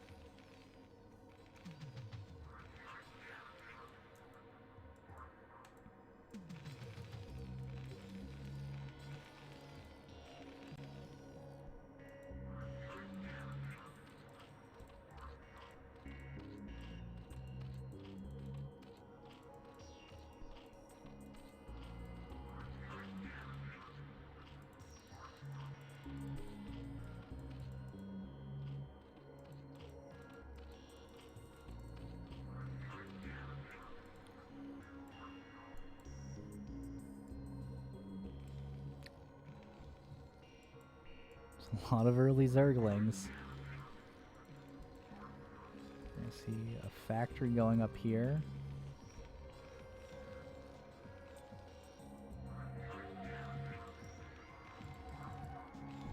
Zerglings might be able to bust this if they just start running. Ooh, they do get this around, and they do force the Marines to run away, and now it just comes down to how the Marines micro against the Zerglings, and it looks like they aren't microing very well. That's going to be 5 Zerglings getting into the mineral line. Uncontested, luckily SCVs are at least somewhat bulky, but that is going to be 3 SCVs killed extremely quickly, 4 SCVs killed extremely quickly, nearly 5. Close, not quite an all-in. I mean, it does reset that SCV count pretty low, and I think Dag is very happy with that trade. With a couple of extra Marines and a factory up that can make probably a Vulture or something to help defend, there should be no repeat of that. As like these Zerglings kind of filter in, get a bit of a surround, but ultimately the Marines should be able to, well, maybe they don't. That's all the Marines dead. Zerglings are just gonna hop onto the bunker. Looks like a kill, not a cancel. Another Marine's gonna die, and they're gonna probably get that SCV as well. So this has been really good aggression here from Dag. Unfortunately, like behind, like Zel Uneec still has the worker lead, the worker advantage. Dag really hasn't been macroing behind this aggression, and with the Vulture out, then the Zerglings definitely won't be able to get any further damage done. They're going to try to hop in here and maybe did a couple of pot shops. There's a few SCVs who are like maybe one hit away from dying, but ultimately they will be safe. See another wave of Zerglings coming in. Dag is committing to this early attack. But I just think, this bunker is about to be finished, loaded up with Marines, and with the Vultures out, it looks like this aggression is this is the end of it, and Dag is going to have to try to switch into a macro game. Because with only 8 drones, they probably won't be able to do much out on the board.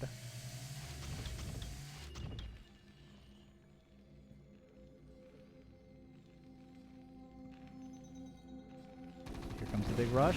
They are going to try to flood in, but they see how they just are all getting stopped up. They're going to try to dive on top of the Vultures, but again, they leave a lot of Vultures close to death. And wow. That was a lot of Vulture damage, no Vulture kills. So Dag is going to switch hard into drones, because they're going to have to, frankly. 6 drones, 3 at both bases, and they're going to have to try to catch up to their opponents after wasting so many Zerglings on... The first attack was really good, and I think it kind of baited them into committing to 2 or 3 greater attacks that weren't as good.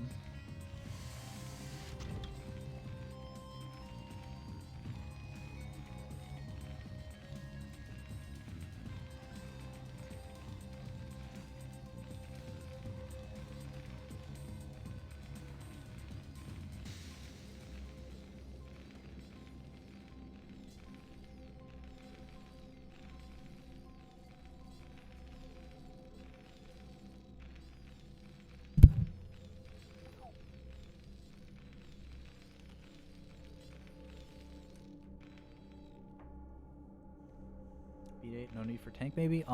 So you do get tanks. It's just that Dag going for so many Zerglings, it's better just get Vultures. They'll 2-shot Zerglings, and they have more maneuverability. At least earlier in the game, you can see Zel Uneec is adding on the tanks. But for the early aggression that Dag was doing, if Dag was doing a Hydra play, you would get the tanks earlier. But for the pure Zergling flood that Dag was going for, you can hold off on getting them until you are ready to take your natural.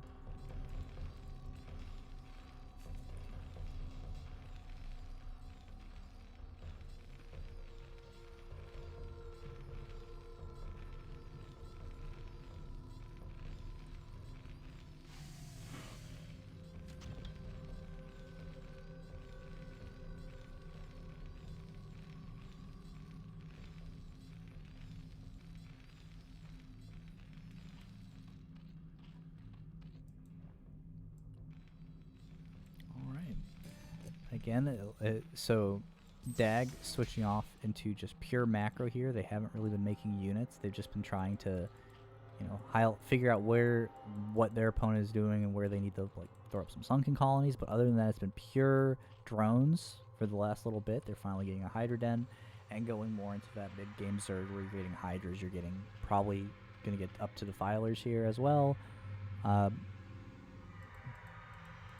But you notice they're just not out on the map,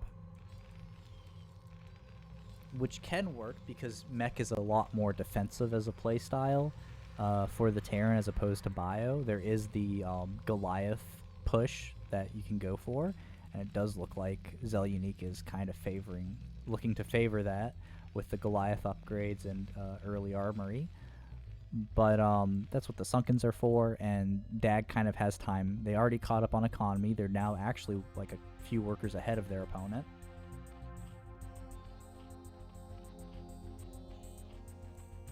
So yeah.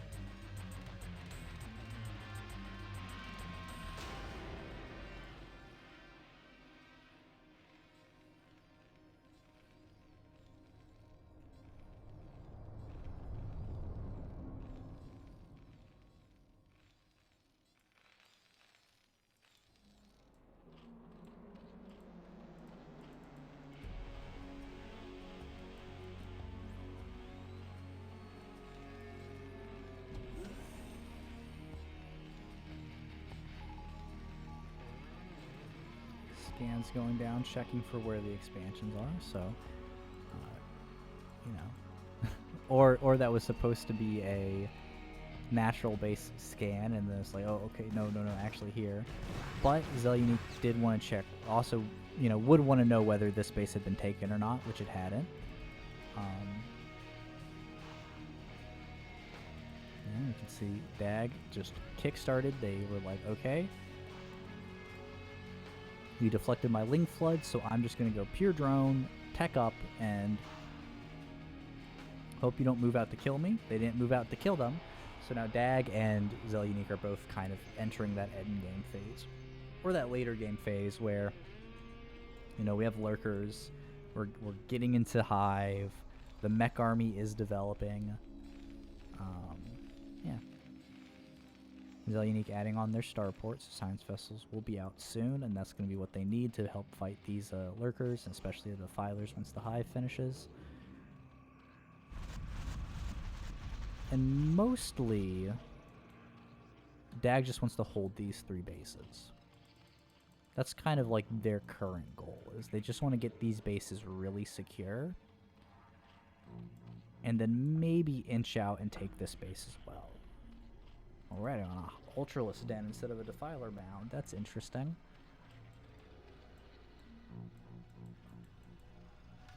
Adrenal Glands is upgraded.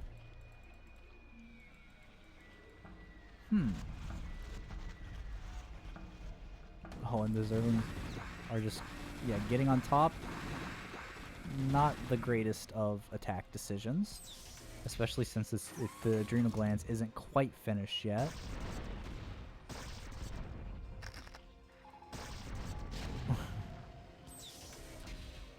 But scans do go down. They are going to start picking off at the lurkers. So now we're going to get into a really... Yeah, Zel Uneec is going to have to get into a really careful dance where they need to get their siege tanks up here, start sieging at this front line here, but they need these vultures and these Goliaths to be just between the tanks, but not so much that they're getting picked off. So here comes the big Zergling.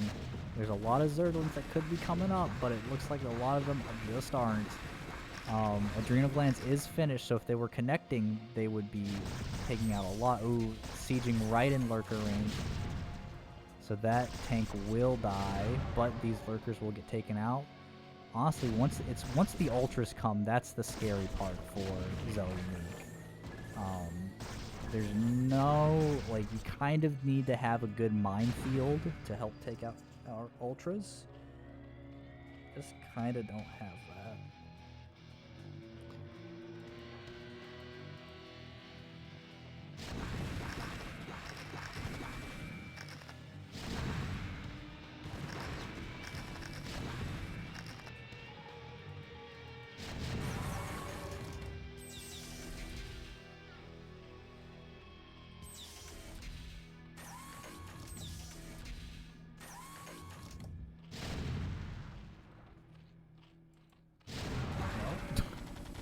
Ultras sit and just take the siege shots. Well, first 2 ultras did not do much, but the second 5 ultras, unfortunately, that is not going to save these drones or this base. They will spawn just in time to be able to come up here, clean up this army, and watch it die. Meanwhile, Zel Uneec, to be fair, Zel Uneec really hasn't been building back at home. They've been watching this army kill things. But here come the ultras, and we're not focus firing down the hatch. The hatch at 500 HP is going to live because Zel Uneec is going to focus fire down a couple of ultras. Now Wraith is going to show up and immediately die to Hydralisks, while the rest of this army is going to get cleaned up by these Ultralisks.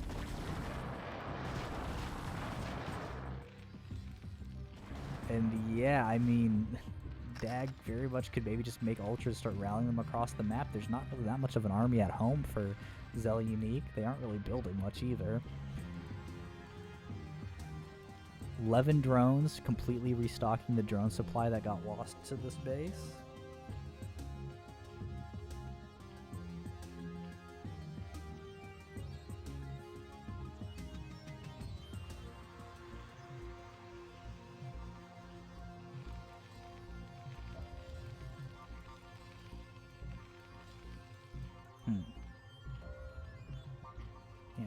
the Zerg upgrades.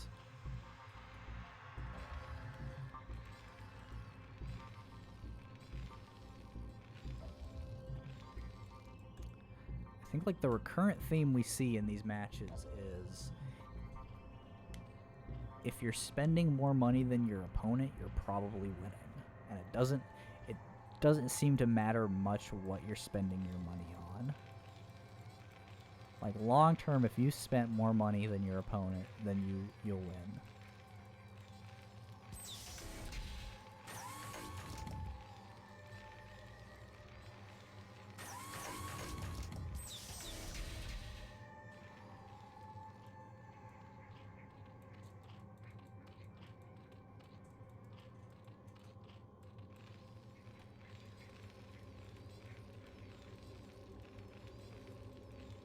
Which also means that if you get money, you should probably spend it. 4K floating in the bank to 1K in the bank.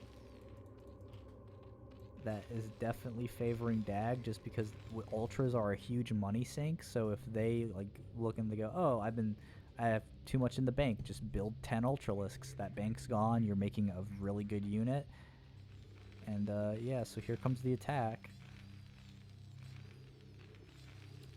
There really isn't much here to defend. This should easily be... Oh, okay, there's some army up there. But yeah, these ultras should be able to, like, take out this base. Unless they split in half. Oh my gosh.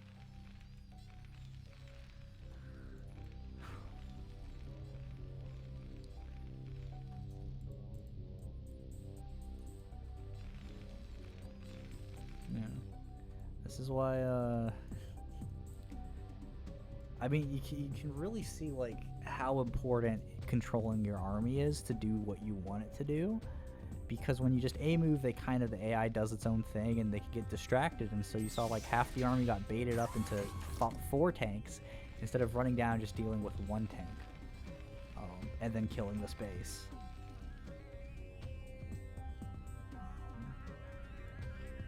But Ultra Speed is coming up. We have a whole new wave of Zerglings. So we are going to see what plays Dag can make here. Again, I think if you swarm this expansion, that seems to be the weakest point here. You definitely can't fight this. There's so much body blocking the ramp. There's so many tanks on the high ground that, like, just even trying to bust this base seems like the wrong idea. But this one is pretty open. You have a bit of a choke here, and here comes the big attack. A lot of Zerglings ready to not A-move forward, but the siege tank does fall, and yeah, they're going to hop on top of the Marines. These will get on top of the Goliaths here and tear them apart. And so now Uneec is going to have to, like, try and reinforce with this army here, sieging tanks up with ultras right on top of them, not the greatest. And then the Zerglings are going to try to start tearing through the Goliaths, but the Goliaths what are their upgrades? They're only +1. Our ultras aren't quite at the full, like, their full strength here. That command center should die here. We're going to leave this on just to watch it.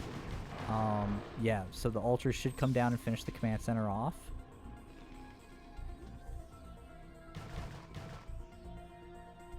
No way.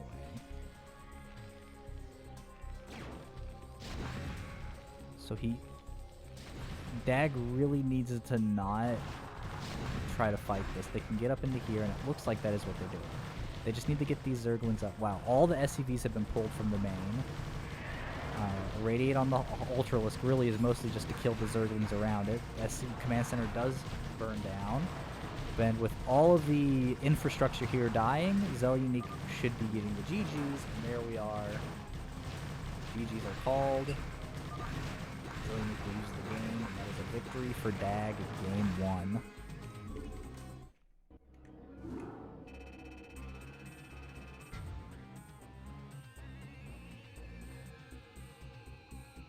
Alright, where's my OBS? There we go.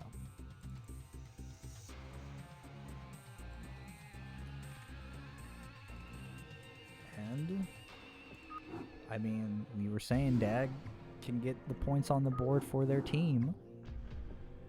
They can't win the tier for their team of the week, but they can get the point. So we're going to go to game 2, Tempest 1.1, hopping right into it.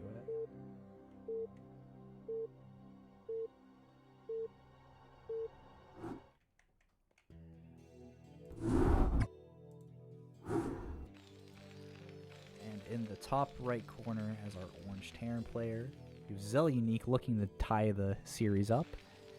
Top left we have Dag, our greenish Zerg player, looking to finish it out for their team.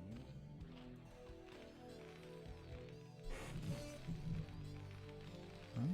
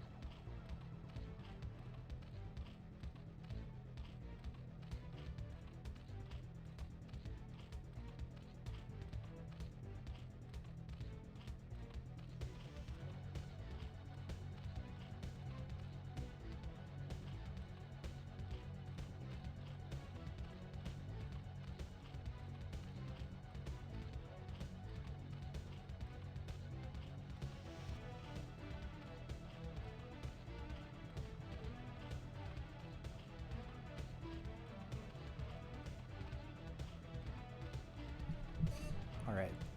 I had to go swat a bug. So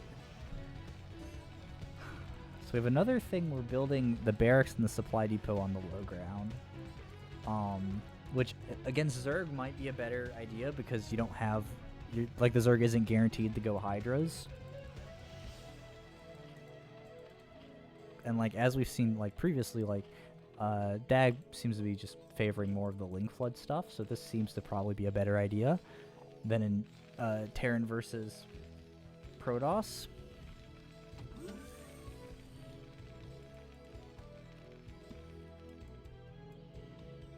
Ah, okay.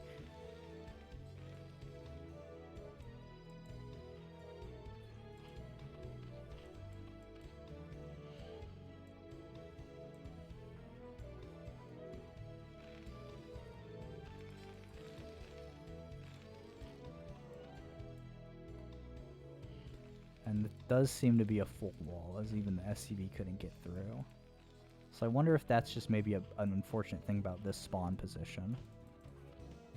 A second hatch going up, or a third hatch rather, going up there. Again, I think, then again, actually, third bases are really awkward on this map, so maybe just going 2 macro hatch in the main is actually what you want to do. Zel Uneec again, getting that factory really early, so they're probably going to be going for mech play. Looks like they did cross scout first, so they'll probably, if they choose to go in there, then they're going to be really sad. But 4 Zerglings running across the map won't get anything done. Full wall plus 4 Marines are out already. Yeah.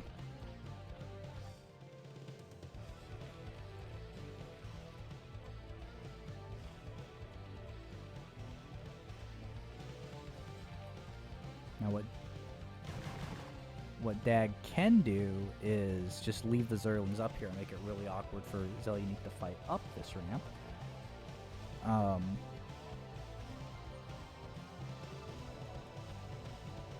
Which, you know, they definitely can do that.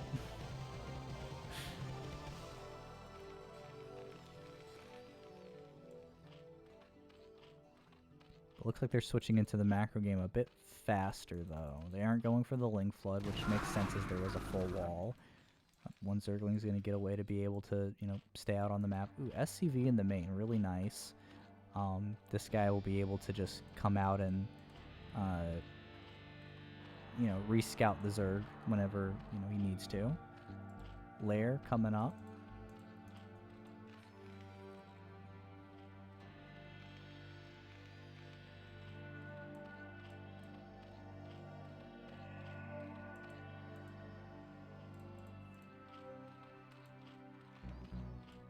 Drones waiting for their orders. This is why, you know, it's important to have Cerebrits.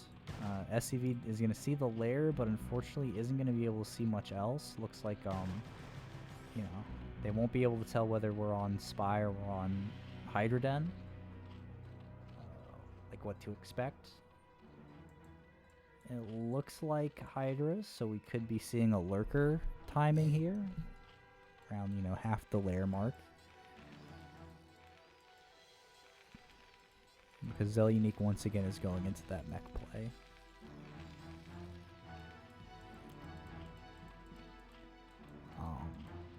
So DAG might be trying to do what they did in Game 2, which was they went into lurkers to kind of secure their defenses until eventually transitioning into just going pure Ultra Ling. Which works pretty well against mech, so, you know, if they're expecting their opponent to keep going mech, which they are, and I don't see why they wouldn't expect that, it's just a good strategy to stick to. Do the same thing every game. Double Evo Chamber laying down for the upgrades.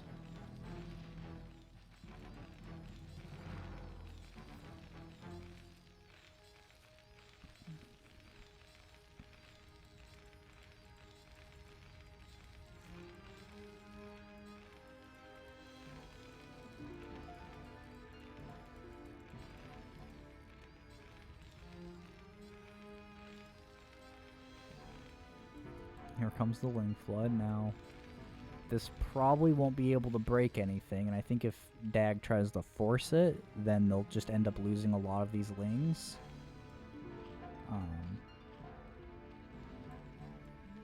But he is posturing offensively here. Scan goes down, sees the main, so it sees sees the Hydra Den at the very least. But Zel Uneec now knows, Zel Uneec now knows to be looking out for lurkers, or that's a possibility, right? It's not necessarily going to be Mutalisks. In fact, he didn't see any Mutalisks last game, so you know, there's no missile turrets going up. You could maybe see one like set up here to be able to detect the lurkers, but other than that, nothing too crazy. Vulture is going to be going out on the map just to scout. Double Vultures will be able to kind of tax the Zergling count a little bit, or you know, sometimes we miss micro those. It's okay.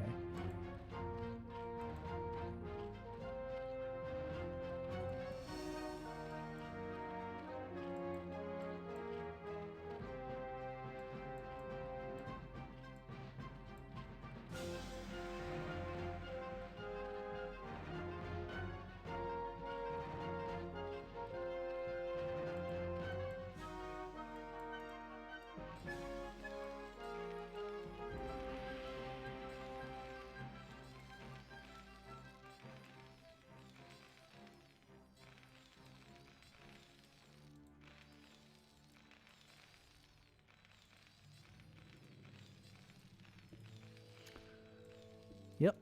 Third hatch going down here. Pretty far out of the way, so unless Zel Uneec is like actively scouting around the map for it, they probably won't find it.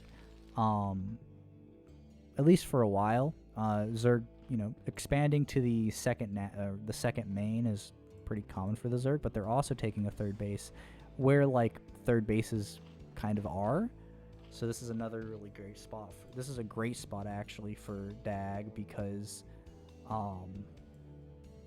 like it coming up is like Zel Uneec would have to either go all the way around or actually fight through DAG's many reinforcement lines. Here comes a bit of a push out from Zel Uneec, but 3 lurkers are going to start tearing through these units, and Zel Uneec is going to have to retreat. The Lings are maybe overextending a little bit, but if they get that tank, it will be worth it. Instead, they kind of refocus onto a Vulture and get nothing.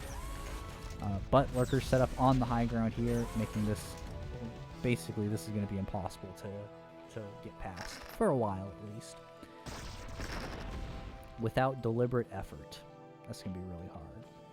And as this third and fourth get up, Dag is going to start having enough gas to get in the hive and be able to pump Ultralisks alongside all their upgrades. Which I believe we're still working on 1-1.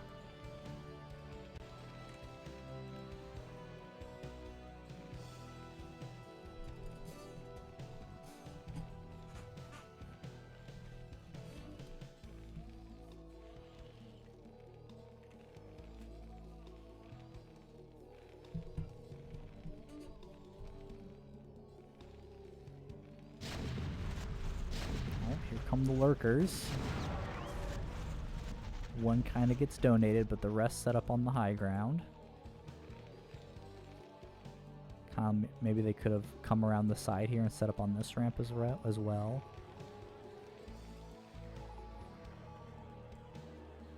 Interesting. But hatches are now up, so third and fourth bases are now live. Oop, SCV gets taken out. Tank sieging up. They're not careful. And here comes the giant attack here. Big mine detonation. Does a lot of damage. I don't know where that mine was stuck at.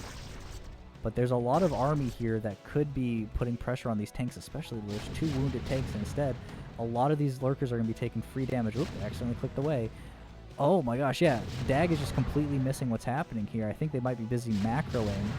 But, okay, here come the Hydras. They just need to try to dive in. And they're so wounded. The problem is Dag just didn't even try to fight. They lost maybe 3-4 lurkers to free tank shots, when if they just dived on top of him, this entire army would die and Zel Uneec would have to be reinforcing up here, completely blunting their momentum. But Dag's getting their queen nest up, so we will be seeing Hive here soon. So, you know, they might be banking on that Ultra Switch, and if they are, they're going to have to get their extractors at 3 and 4 to have the gas for it. Meanwhile, Zel Uneec getting their science facilities, science vessels are pumping. So, you know, irradiate on lurkers, pretty good way to deal with lurkers.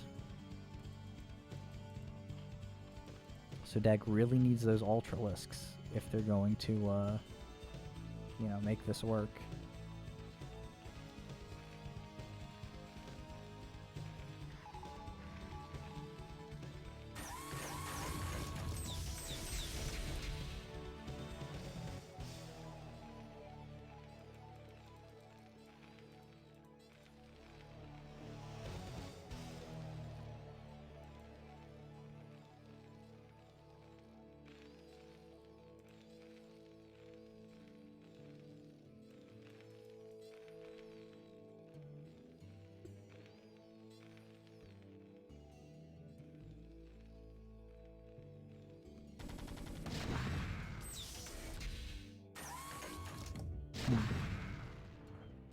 I mean, Zel Uneec playing really well, just inching forward. Oop, this Zergling is going to stop this expansion single-handedly, but the main sort of center army here is getting pushed away by Zel Uneec pushing out.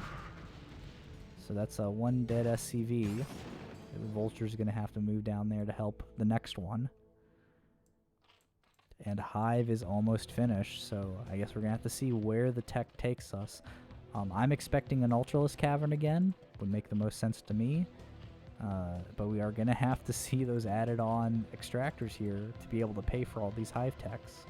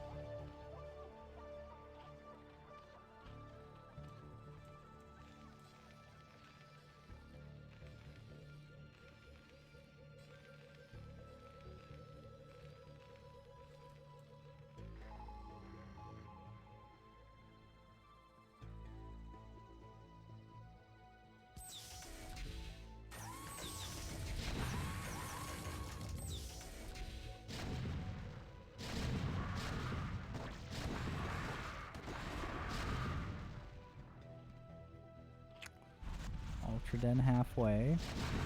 Double extractors are coming up. Here's the dive on. They just have to try to stop the Terran from having too much momentum coming up into their base. Then there needs to be a massive explosion of Ultralisks.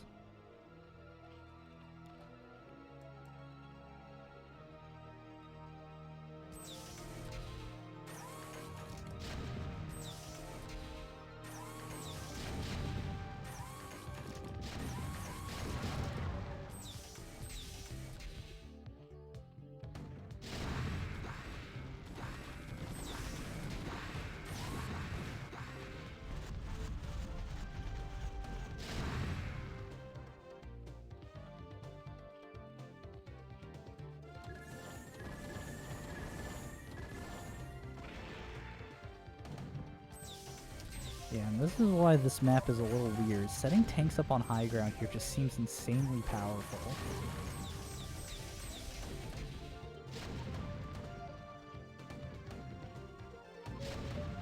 Like, can tanks from here, like, hit this layer of tech? Feels like it shouldn't. Looks like it could. Alright, so here comes the big lurker attempt. Now they just have to... this isn't gonna work. There's too many Goliaths providing cover. No, my gosh. 6 of the lurkers just clumped up and completely ruined that attack. Because if the first couple died and the rest at least were able to get on top of them here, there might have been a decent chance. But I think that is just... Wow, yeah, I don't know, yeah, huh. Terran army pretty good.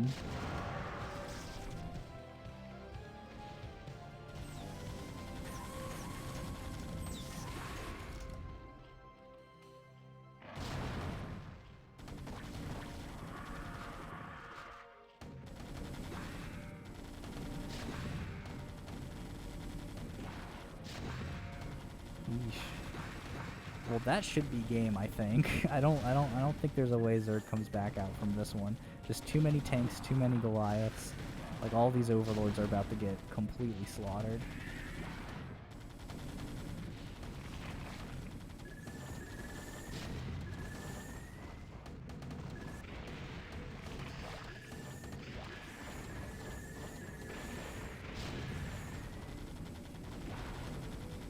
Holy crap, those Ultralisks melt so fast.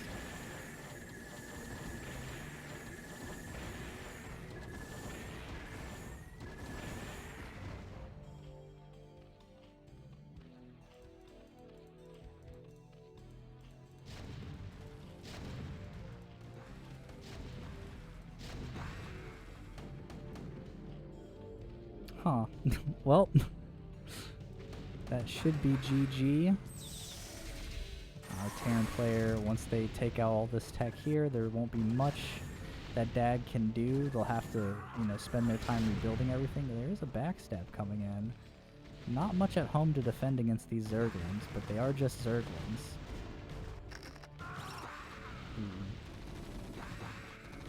Yeah, never mind, there's a bunker that's fully loaded.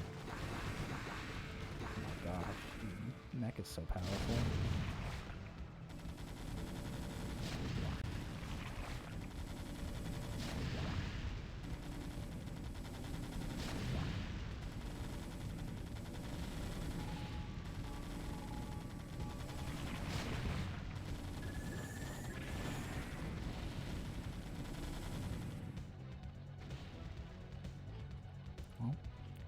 Respect on Dag for trying to stick it out, I guess. There's, again, they have to completely rebuild all their tech and everything, but, you know, they do have a large bank. Zerglings can do a lot of damage, actually, yeah.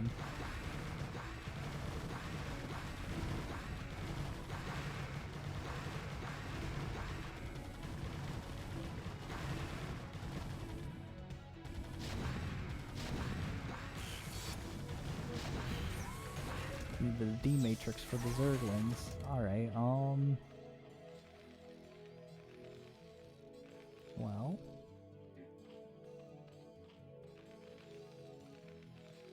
Zel Uneec's mined out at their second base. or at their first base. They're only mining from the second. They're about to be mined out from their second.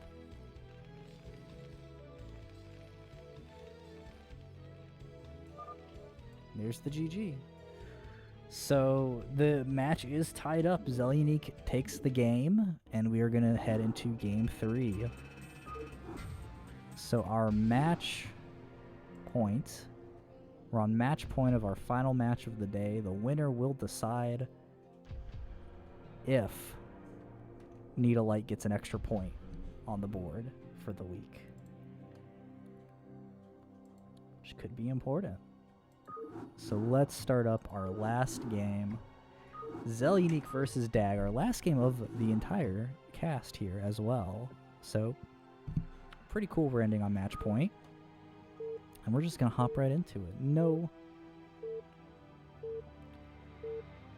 big waiting, just pure StarCraft. Let's go. In the top left, we have our pink Terran, Zel Uneec. Bottom right, we have our yellow Zerg Dag. Looking to score one more win for Needle Light to put a point on the board, whereas Zel Uneec can help further Thank You Very Much's point advantage. They've already won for the week. They have 3 points to Needle Light's 2 for tier 3. But, you know, it's not just about us, you know, tier by tier. It's about every single match matters. So Dag has the pressure on them. So actually, really, both players have the pressure on them to bring the point home for their team.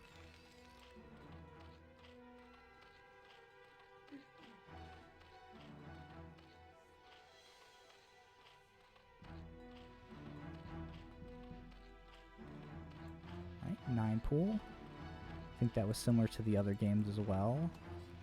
Supply depot going up on the ramp, so you know Zel Uneec has been pretty standard with building their pylon or their supply depot barracks wall on the ramp.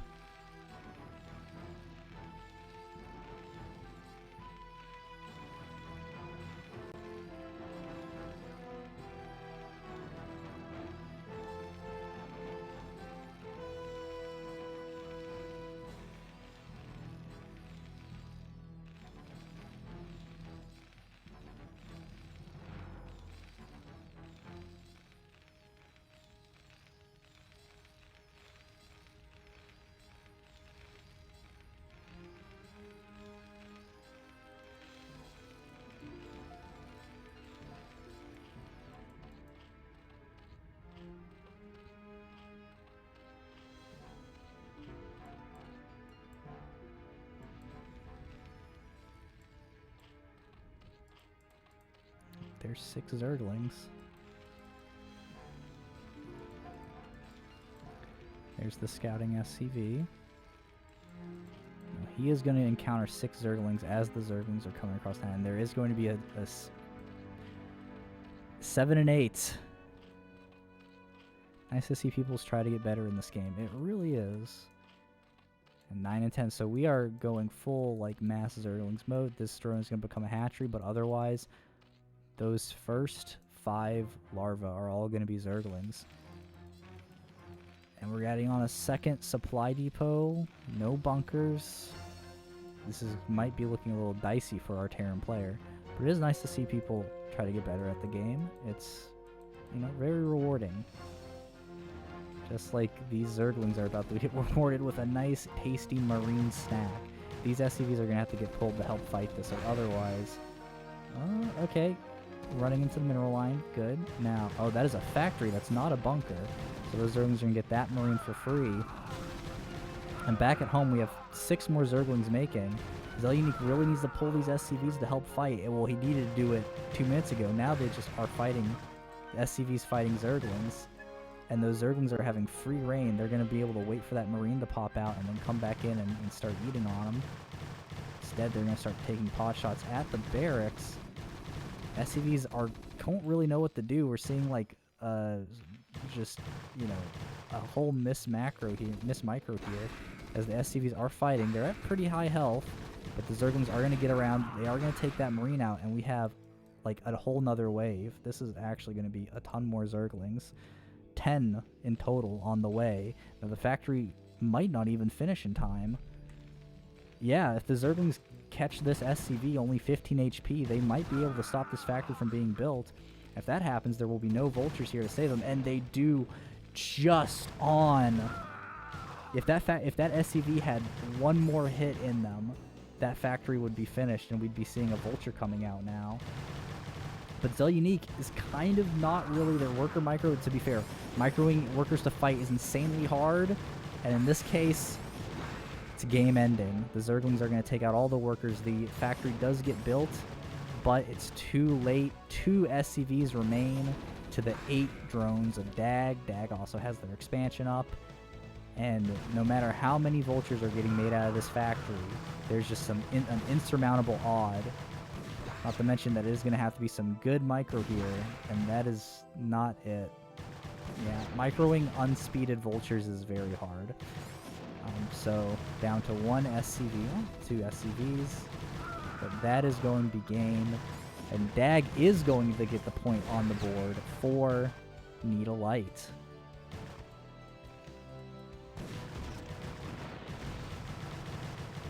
Zero SCVs, 0 minerals, all caps, good game.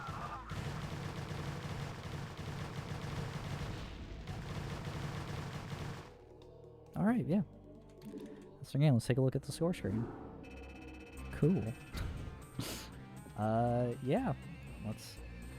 where are we at? Here we are. Matchup. 2-1 for DAG, resulting in a total points. That's 3 points for Thank You Very Much and 2 for Need a Light. Yeah. Well, that's the cast for today. Great. Shout out to all our players. They played very well, you know. We're always sometimes a little critical, but still, like Rado in the chat said, it's nice to see people try to get better, and you know, it's all about, you know, just improving, right? You're always going to be better. Listen, you may always be worse than someone else, but you're also always going to be better than someone else. What's important is you just get better over time. I don't know where I'm going with this. Anyways, thank you again for watching. If you aren't following the channel, feel free to leave a follow. If you aren't following the CPL official thing, go do that. You can go to cplbw.com to sign up for the CPL if you are interested in StarCraft and aren't already signed up, because StarCraft's a lot of fun. It's fun to get better at. What else? Oh, in 1 hour, the King of the Tiers is a sort of... We're taking a couple weeks off for the CPL because of the holidays. And so instead, the staff is hosting just a full-on tournament for the King of the Tiers that you can sign up for if you're signed up for CPL. That's starting at 3 o'clock. So if you go to the CPL Discord channel, which you can find at cplbw.com if you're not already in it, which you should be, and you can go sign up for that. It's in the special events channel. There's the rules. There's links to the challenge page. And you can go play some StarCraft after watching some really good StarCraft. Yeah. That's about all I have. Alright, let me see. Where's my outro screen? There we go. Let's mute StarCraft. Alt F4 that. Stream warping out. Thanks for watching. Oh, and we're probably going to do this again tomorrow morning. Or tomorrow, whenever the previous stream started. So, yeah. See you there.